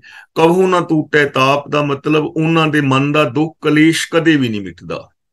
ਕੋਈ ਨਾ ਕੋਈ ਝਗੜਾ ਝੰਬੇਲਾ, ਕੋਈ ਰੋਗ, ਕੋਈ ਸੋਗ ਉਹਨਾਂ ਨੂੰ ਘੇਰੀ ਹੀ ਰੱਖਦਾ ਹੈ। ਪਾਰ ਬ੍ਰਹਮ ਪੂਰਨ ਧਨੀ, ਨਹਿ ਬੂਝੈ ਪ੍ਰਤਾਪ। ਰਸਾਂ ਵਿੱਚ ਫਸਿਆ ਹੋਇਆ ਮਨੁੱਖ ਪੂਰਨ ਪਾਰ ਬ੍ਰਹਮ ਮਾਲਕ ਦੇ ਪ੍ਰਤਾਪ ਨੂੰ ਨਹੀਂ ਸਮਝਦਾ। ਇਹੀ ਕਾਰਨ ਹੈ ਕਿ ਬੰਦਾ ਦੁੱਖ। ਹੁਣ ਰੱਬ ਦੇ ਪ੍ਰਤਾਪ ਨੂੰ ਸਮਝਣ ਦਾ ਮਤਲਬ ਕੀ ਹੈ? ਕਿ ਰੱਬ ਦੇ ਗੁਣਾਂ ਦੇ ਪ੍ਰਤਾਪ ਨੂੰ ਸਮਝਣਾ। ਸੱਚ ਦਾ ਕਿੰਨਾ ਤੇਜ ਤਪ ਹੈ। ਜਿਸ ਬੰਦੇ ਦੇ ਅੰਦਰ ਸੱਚ ਹੋਏਗਾ ਉਹਦੇ ਨਜ਼ਦੀਕ ਝੂਠ ਨਹੀਂ ਆਏਗਾ। ਜਿਸ ਬੰਦੇ ਦੇ ਅੰਦਰ ਸੰਤੋਖ ਹੋਏਗਾ ਨਾ, ਸੰਤੋਖ ਇੰਨਾ ਤੇਜ ਤਪ ਵਾਲਾ ਹੈ ਕਿ ਸੰਤੋਖੀ ਬੰਦੇ ਦੇ ਕੋਲ ਲਾਲਚ ਆਦਿਕ ਨਹੀਂ ਆਏਗਾ। ਨਿਮਰਤਾ ਜਿੱਥੇ ਹੈ ਉੱਥੇ ਈਗੋ ਨਹੀਂ ਆਏਗੀ। ਜੋ ਰੱਬੀ ਰਜਾ ਦੇ ਅੰਦਰ ਤੁਰਨ ਵਾਲਾ ਹੈ ਨਾ, ਉਹਦੇ ਅੰਦਰ ਡਰ ਆਦਿਕ ਨਹੀਂ ਆਉਣਗੇ। ਤਾਂ ਗੁਰੂ ਪਾਤਸ਼ਾਹ ਜੀ ਸਮਝਾ ਰਹੇ ਨੇ ਕਿ ਰਸਾਂ ਦੇ ਵਿੱਚ ਫਸਿਆ ਹੋਇਆ ਜਿਹੜਾ ਬੰਦਾ ਹੈ ਉਹ ਰੱਬੀ ਗੁਣਾਂ ਦੇ ਪ੍ਰਤਾਪ ਨੂੰ ਨਹੀਂ ਸਮਝਦਾ, ਕੁਦਰਤ ਦੇ ਬਜਵੇਂ ਨੇਮਾਂ ਦੇ ਪ੍ਰਤਾਪ ਨੂੰ ਨਹੀਂ ਸਮਝਦਾ। ਮੋਹ ਭਰਮ ਬੂੜਤ ਕਣੋ, ਮਹਾ ਨਰਕ ਮਹਿਵਾਸ। ਭਰਮ ਦਾ ਮਤਲਬ ਭਟਕਣਾ, ਬੂੜਤ ਦਾ ਮਤਲਬ ਡੁੱਬਣਾ। ਮੋਹ ਭਰਮ ਬੂੜਤ ਕਣੋ ਦਾ ਮਤਲਬ ਬੇਅੰਤ ਲੁਕਾਈ ਮਾਇਆ ਦੇ ਮੋਹ ਔਰ ਭਟਕਣਾ ਦੇ ਵਿੱਚ ਡੁੱਬ ਰਹੀ ਹੈ, ਗੋਤੇ ਖਾ ਰਹੀ ਹੈ। ਮਹਾ ਨਰਕ ਮਹਿਵਾਸ ਦਾ ਮਤਲਬ ਮਹਾਨ ਨਰਕਾਂ ਦੇ ਵਿੱਚ ਦਿਨ ਕੱਟ ਰਹੀ ਹੈ। ਇਹ ਜ਼ਿੰਦਗੀ ਦੀ ਗੱਲ ਹੋ ਰਹੀ ਹੈ, ਐਸੇ ਜੀਵਨ ਦੀ। ਨਰਕ ਮਰਨ ਤੋਂ ਬਾਅਦ ਨਹੀਂ। ਐਸੇ ਜੀਵਨ ਵਿੱਚ ਬੇਅੰਤ ਲੁਕਾਈ ਮਾਇਆ ਦੇ ਮੋਹ ਔਰ ਭਟਕਣਾ ਦੇ ਵਿੱਚ ਫਸ ਗੋਤੇ ਖਾ ਰਹੀ ਹੈ, ਔਰ ਭਾਰੇ ਨਰਕਾਂ ਯਾਨੀ ਦੁੱਖਾਂ ਦੇ ਵਿੱਚ ਦਿਨ ਕੱਟ ਰਹੀ ਹੈ। ਬੇਸਮਝੀ ਦੇ ਕਾਰਨ, ਸੱਚ ਨੂੰ ਤਿਆਗਣ ਦੇ ਕਾਰਨ। ਤਾਂ ਗੁਰੂ ਪਾਤਸ਼ਾਹ ਜੀ ਹੁਣ ਸਾਨੂੰ ਸਮਝਾ ਰਹੇ ਨੇ ਕਿ ਕਰਨਾ ਕੀ ਚਾਹੀਦਾ ਹੈ। ਕਰ ਕਿਰਪਾ ਪ੍ਰਭ ਰਾਖ ਲਹੇ, ਨਾਨਕ ਤੇਰੀ ਆਸ। ਇਹਨਾਂ ਚੀਜ਼ਾਂ ਤੋਂ ਬਚਣ ਲਈ ਗੁਰੂ ਜੀ ਕਹਿੰਦੇ ਨੇ, ਹੇ ਨਾਨਕ ਅਰਦਾਸ ਕਰ ਤੇ ਆਖ ਕਿ ਹੇ ਪ੍ਰਭੂ ਮੇਰੀ ਰੱਖਿਆ ਕਰ, ਮੈਨੂੰ ਇਹਨਾਂ ਵਿਕਾਰਾਂ ਪਾਪਾਂ ਤੋਂ ਬਚਾ, ਰਜਗੁਣ ਤਮਗੁਣ ਸਤਗੁਣ ਤੋਂ ਮੇਰੀ ਰਾਖੀ ਕਰ, ਮੈਨੂੰ ਮੋਹ ਤੋਂ ਭਟਕਣਾ ਤੋਂ ਦੁੱਖਾਂ ਆਦਿਕ ਤੋਂ ਬਚਾ, ਮੈਨੂੰ ਆਪਣੇ ਚਰਨਾਂ ਦੀ ਸ਼ਰਨ ਬਖਸ਼ ਔਰ ਆਪਣੇ ਗੁਣਾਂ ਦੇ ਨਾਲ ਜੋੜ। ਸ਼ਲੋਕ ਚਤੁਰ ਸਿਆਣਾ ਸੁਘੜ ਸੋਏ, ਜਿਨ ਤਜਿਆ ਅਭਿਮਾਨ। ਚਤੁਰ ਦਾ ਮਤਲਬ ਇੱਥੇ ਹੈ ਅਕਲਮੰਦ, ਸੁਘੜ ਦਾ ਮਤਲਬ ਹੈ ਸੁਚੱਜਾ, ਸੋਏ ਦਾ ਮਤਲਬ ਉਹ ਮਨੁੱਖ। ਤਾਂ ਗੁਰੂ ਪਾਤਸ਼ਾਹ ਜੀ ਕਹਿੰਦੇ ਨੇ, ਜਿਸ ਮਨੁੱਖ ਨੇ ਆਪਣੇ ਮਨ ਚੋਂ ਅਹੰਕਾਰ ਤਿਆਗ ਦਿੱਤਾ ਹੈ, ਉਹੀ ਅਕਲਮੰਦ ਸਿਆਣਾ ਹੈ ਤੇ ਉਹੀ ਸੁਚੱਜੇ ਜੀਵਨ ਵਾਲਾ ਹੈ। ਉਹਦੇ ਜੀਵਨ ਦੀ ਘਾੜਤ ਚੰਗੀ ਹੈ, ਉਹਦੀ ਸੋਚ ਚੰਗੀ ਹੈ, ਜਿਹਨੇ ਆਪਣੇ ਅੰਦਰੋਂ ਅਹੰਕਾਰ ਛੱਡ ਦਿੱਤਾ ਹੈ, ਜਿਹਦੇ ਅੰਦਰ ਇਨਫੀਰੀਓਰਿਟੀ ਕੰਪਲੈਕਸ ਵੀ ਨਹੀਂ ਔਰ ਸੁਪਰੀਓਰਿਟੀ ਕੰਪਲੈਕਸ ਵੀ ਨਹੀਂ। ਅਸਲੀ ਉਹੀ ਬੰਦਾ ਸਿਆਣਾ ਹੈ, ਉਹੀ ਸੁਚੱਜਾ ਹੈ, ਉਹੀ ਚੰਗੀ ਘਾੜਤ ਵਾਲਾ ਹੈ। ਚਾਰ ਪਦਾਰਥ ਅਸ਼ਟ ਸਿੱਧ, ਭਜ ਨਾਨਕ ਹਰ ਨਾਮ। ਚਾਰ ਪਦਾਰਥ ਦਾ ਮਤਲਬ ਧਰਮ, ਅਰਥ, ਕਾਮ ਤੇ ਮੋਖ। ਅਸ਼ਟ ਦਾ ਮਤਲਬ 8, ਸਿੱਧ ਦਾ ਮਤਲਬ ਸਿੱਧੀਆਂ ਕਰਾਮਾਤੀ ਤਾਕਤਾਂ, ਭਜ ਦਾ ਮਤਲਬ ਪ੍ਰਭੂ ਦੀ ਸਿਫਤ ਸਲਾਹ ਕਰ, ਕਿ ਹੇ ਇਨਸਾਨ ਪ੍ਰਭੂ ਦੀ ਸਿਫਤ ਸਲਾਹ ਕਰਦਾ ਰਹੋ, ਰੱਬੀ ਗੁਣਾਂ ਦਾ ਧਾਰਨੀ ਹੋ। ਇਸੇ ਵਿੱਚ ਹੀ ਚਾਰੇ ਪਦਾਰਥ ਔਰ 8 ਕਰਾਮਾਤੀ ਤਾਕਤਾਂ ਨੇ। ਯਾਨੀ ਚਾਰੇ ਪਦਾਰਥ ਔਰ ਜੋ 8 ਸਿੱਧੀਆਂ ਦੱਸੀਆਂ ਗਈਆਂ ਨੇ, ਉਹ ਕੀ ਨੇ? ਰੱਬੀ ਗੁਣਾਂ ਦਾ ਧਾਰਨੀ ਹੋ ਜਾ, ਇਹਦੇ ਵਿੱਚ ਹੀ ਸਾਰਾ ਕੁਝ ਆ ਜਾਏਗਾ। ਕੋਈ ਵੱਖਰੀਆਂ ਤਾਕਤਾਂ ਨਹੀਂ ਹੈ, ਕੋਈ ਵੱਖਰੇ ਪਦਾਰਥ ਦੀ ਲੋੜ ਨਹੀਂ ਤੈਨੂੰ ਪੈਣੀ। ਰੱਬੀ ਗੁਣਾਂ ਦਾ ਧਾਰਨੀ ਹੋ, ਇਹਦੇ ਵਿੱਚ ਹੀ 8 ਕਰਾਮਾਤਾਂ ਔਰ ਇਹਦੇ ਵਿੱਚ ਹੀ ਸਾਰੇ ਚਾਰੇ ਦੇ ਚਾਰੇ ਪਦਾਰਥ ਨੇ। ਸੱਚ ਵਾਲੀ ਜ਼ਿੰਦਗੀ ਜੀ, ਰੱਬੀ ਗੁਣਾਂ ਦਾ ਧਾਰਨੀ ਹੋ। ਪੌੜੀ ਚਤੁਰਥ ਚਾਰੇ ਵੇਦ ਸੁਣ, ਸੋਧਿਓ ਤਤ ਵਿਚਾਰ। ਇੱਥੇ ਚਤੁਰਥ ਦਾ ਮਤਲਬ ਹੈ ਚੌਥੀ ਥਿਤ, ਸੁਣ ਦਾ ਮਤਲਬ ਸੁਣ ਕੇ, ਸੋਧਿਓ ਦਾ ਮਤਲਬ ਨਿਰਣਾ ਕੀਤਾ ਹੈ, ਤਤ ਕੱਢਿਆ ਹੈ। ਤਤ ਦਾ ਮਤਲਬ ਅਸਲ ਨਿਚੋੜ, ਖੇਮ ਦਾ ਮਤਲਬ ਖੁਸ਼ੀਆਂ। ਤਾਂ ਚੌਥੀ ਥਿਤ ਰਾਹੀਂ ਉਪਦੇਸ਼ ਕਰਦੇ ਨੇ ਕਿ ਚਾਰੇ ਹੀ ਵੇਦ ਸੁਣ ਕੇ, ਚਾਰੇ ਵੇਦ ਸੁਣ ਕੇ ਸੋਧਿਓ ਤਤ ਵਿਚਾਰੇ, ਤਤ ਕੱਢਿਆ ਹੈ। ਸਰਬ ਖੇਮ ਕਲਿਆਣ ਨਿਧ, ਰਾਮ ਨਾਮ ਜਪ ਸਾਰ। ਨਿਧ ਦਾ ਮਤਲਬ ਖਜ਼ਾਨਾ, ਸਾਰ ਦਾ ਮਤਲਬ ਸ੍ਰੇਸ਼ਟ, ਜਪ ਦਾ ਮਤਲਬ ਸਿੱਤ ਸਲਾਹ ਕਰਕੇ। ਅਸਲ ਵਿਚਾਰ ਦੀ ਗੱਲ ਇਹ ਹੈ ਕਿ ਪ੍ਰਭੂ ਦੀ ਸਿਫਤ ਸਲਾਹ ਕਰਕੇ ਸਾਰੇ ਸੁੱਖ ਮਿਲ ਜਾਂਦੇ ਨੇ, ਸੁੱਖਾਂ ਦਾ ਖਜ਼ਾਨਾ ਮਿਲ ਜਾਂਦਾ ਹੈ। ਰੱਬੀ ਗੁਣਾਂ ਦੇ ਧਾਰਨੀ ਹੋ ਕੇ ਪ੍ਰਭੂ ਦੀ ਸਿਫਤ ਸਲਾਹ, ਰਾਮ ਨਾਮ ਜਪ ਦਾ ਮਤਲਬ ਜੋ ਸਰਬ ਵਿਆਪਕ ਪ੍ਰਭੂ ਹੈ ਉਹਦੇ ਨਾਲ ਸਾਂਝ ਪਾ ਕੇ, ਉਹਦੇ ਗੁਣਾਂ ਦੇ ਧਾਰਨੀ ਹੋ ਕੇ ਸਾਰੇ ਸੁੱਖ ਮਿਲ ਜਾਂਦੇ ਨੇ, ਸਾਰੇ ਖਜ਼ਾਨੇ ਮਿਲ ਜਾਂਦੇ ਨੇ। ਇਹੀ ਸਾਰ ਹੈ, ਇਹੀ ਸਾਰ ਤੱਤ ਹੈ, ਇਹੀ ਅਸਲੀਅਤ ਹੈ ਕਿ ਰੱਬੀ ਗੁਣਾਂ ਦੇ ਧਾਰਨੀ ਹੋਣ ਦੇ ਨਾਲ ਤੁਹਾਨੂੰ ਸੁੱਖਾਂ ਦੇ ਖਜ਼ਾਨੇ ਮਿਲ ਜਾਣਗੇ। ਤਾਂ ਮੇਨ ਚੀਜ਼ ਕੀ ਹੋਈ? ਰੱਬੀ ਰਜ਼ਾ ਵਿੱਚ ਤੁਰਨਾ ਔਰ ਰੱਬੀ ਗੁਣਾਂ ਨੂੰ ਜ਼ਿੰਦਗੀ ਵਿੱਚ ਇੰਪਲੀਮੈਂਟ ਕਰਨਾ। ਨਰਕ ਨਿਵਾਰੈ ਦੁੱਖ ਹਰੈ, ਟੂਟੈ ਅਨੇਕ ਕਲੇਸ਼। ਨਿਵਾਰੈ ਦਾ ਮਤਲਬ ਦੂਰ ਕਰਦਾ ਹੈ, ਹਰੈ ਦਾ ਮਤਲਬ ਦੂਰ ਕਰਦਾ ਹੈ, ਟੂਟੇ ਦਾ ਮਤਲਬ ਟੁੱਟ ਜਾਂਦੇ ਨੇ। ਜੋ ਪ੍ਰਭੂ ਦੀ ਸਿਫਤ ਸਲਾਹ ਹੈ, ਜਿਹੜਾ ਇਨਸਾਨ ਪ੍ਰਭੂ ਦੀ ਸਿਫਤ ਸਲਾਹ ਕਰਦਾ ਹੈ, ਉਹ ਨਰਕਾਂ ਤੋਂ ਬਚ ਜਾਂਦਾ ਹੈ, ਦੁੱਖਾਂ ਤੋਂ ਬਚ ਜਾਂਦਾ ਹੈ। ਨਰਕ ਦਾ ਮਤਲਬ ਜਿੰਨੇ ਵੀ ਆ ਪਾਪ ਵਿਕਾਰ ਨੇ, ਉਹਦੀ ਜ਼ਿੰਦਗੀ ਨਰਕ ਨਹੀਂ ਬਣਦੀ। ਆਮ ਅਸੀਂ ਕਹਿੰਦੇ ਆ ਨਾ ਕਿ ਫਲਾਂ ਬੰਦੇ ਨੇ ਤੇ ਨਸ਼ੇ ਕਰ ਕਰਕੇ ਆਪਣੀ ਜ਼ਿੰਦਗੀ ਨਰਕ ਬਣਾ ਲਈ, ਆਪਣਾ ਘਰ ਹੀ ਨਰਕ ਬਣਾ ਲਿਆ, ਝੂਠ ਬੋਲ ਬੋਲ ਕੇ, ਵਿਕਾਰ ਕਰ ਕਰਕੇ। ਤਾਂ ਇਹਨਾਂ ਵਿਕਾਰਾਂ ਤੋਂ ਪੈਦਾ ਹੋਏ ਦੁੱਖ ਹੀ ਨਰਕ ਹੈ। ਮਰਨ ਤੋਂ ਬਾਅਦ ਕੋਈ ਨਰਕ ਨਹੀਂ ਹੈ, ਇਹ ਜ਼ਿੰਦਗੀ ਹੀ ਨਰਕ ਹੈ।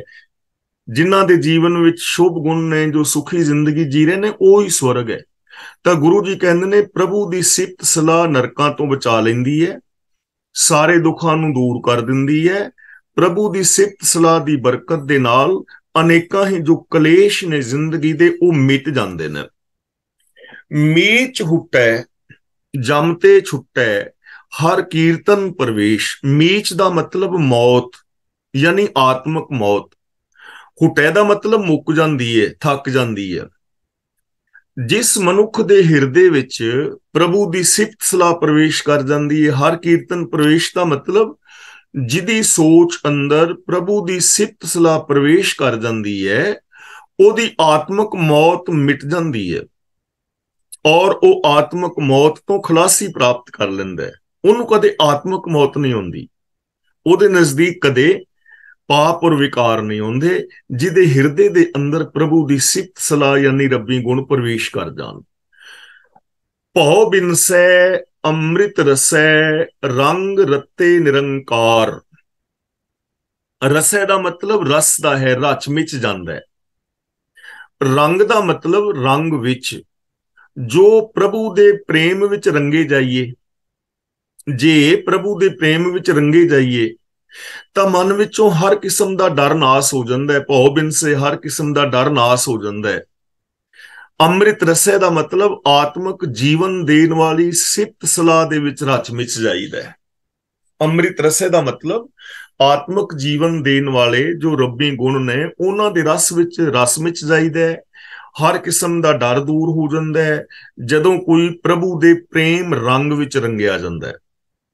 ਦੁੱਖ ਦਾਰਿਦ ਅਪਵਿੱਤਰਤਾ ਨਾਸਹਿ ਨਾਮ ਆਧਾਰ। ਦਾਰਿਦ ਦਾ ਮਤਲਬ ਦਰਿਦਰਤਾ, ਗਰੀਬੀ। ਆਧਾਰ ਦਾ ਮਤਲਬ ਆਸਰੇ।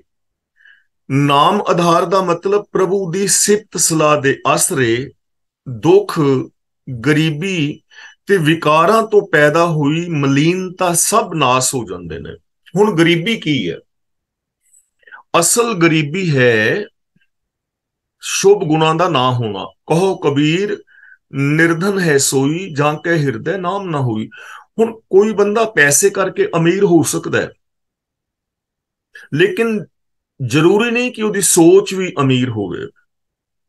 ਤੁਸੀਂ ਬਹੁਤੇ ਐਸੇ ਲੋਕ ਵੇਖੋਗੇ ਜਿਨ੍ਹਾਂ ਦੀ 80-80, 90-90 ਹਜ਼ਾਰ, 1.5 ਲੱਖ ਤੱਕ ਤਨਖਾਹ ਹੈ, ਪਰ ਉਹ 5-5, 700, 1000 ਰੁਪਇਆ ਰਿਸ਼ਵਤ ਲੈ ਰਹੇ ਨੇ।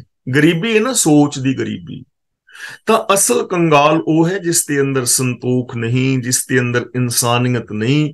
ਤਾਂ ਗੁਰੂ ਜੀ ਕਹਿੰਦੇ ਨੇ ਪ੍ਰਭੂ ਦੀ ਸਿਫਤ ਸਲਾਹ ਦੇ ਆਸਰੇ ਦੁੱਖ, ਮਾਨਸਿਕ ਗਰੀਬੀ, ਵਿਕਾਰਾਂ ਤੋਂ ਪੈਦਾ ਹੋਈ ਜੋ ਮਲੀਨਤਾ ਹੈ, ਇਹ ਸਾਰੇ ਦੇ ਸਾਰੇ ਮੁੱਕ ਜਾਂਦੇ ਨੇ।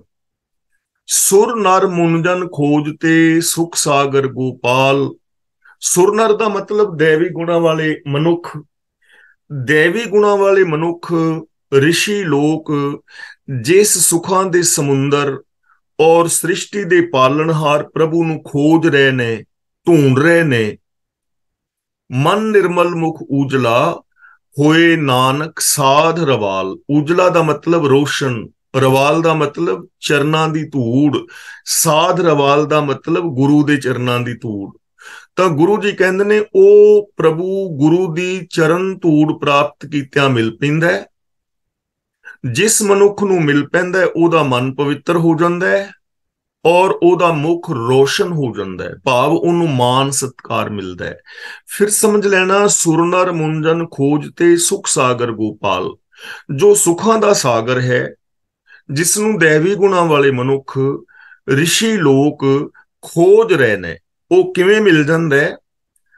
ਮਨ ਨਿਰਮਲ ਮੁਖ ਉਜਲਾ ਹੋਏ ਨਾਨਕ ਸਾਧ ਰਵਾਲ। ਗੁਰੂ ਦੇ ਚਰਨਾਂ ਦੀ ਧੂੜ ਪ੍ਰਾਪਤ ਕੀਤਿਆਂ, ਮਤਲਬ ਗੁਰੂ ਦੇ ਦੱਸੇ ਰਾਹਾਂ ਤੇ ਤੁਰਿਆ, ਗੁਰੂ ਦੇ ਦਿੱਤੇ ਵੇ ਆਫ ਲਾਈਫ ਨੂੰ ਅਪਣਾਉਣ ਦੇ ਨਾਲ ਉਹ ਸੁੱਖਾਂ ਦਾ ਸਾਗਰ ਪ੍ਰਭੂ ਮਿਲ ਜਾਂਦਾ ਹੈ। ਜਿਸ ਨੂੰ ਮਿਲ ਪੈਂਦਾ ਹੈ ਉਹਦਾ ਮਨ ਨਿਰਮਲ ਹੋ ਜਾਂਦਾ ਹੈ, ਉਹਦਾ ਮੁਖ ਉਜਵਲ ਹੋ ਜਾਂਦਾ ਹੈ, ਭਾਵ ਜਿੱਥੇ ਵੀ ਉਹ ਜਾਂਦਾ ਹੈ ਉਹਨੂੰ ਮਾਣ ਔਰ ਸਤਿਕਾਰ ਮਿਲਦਾ ਹੈ।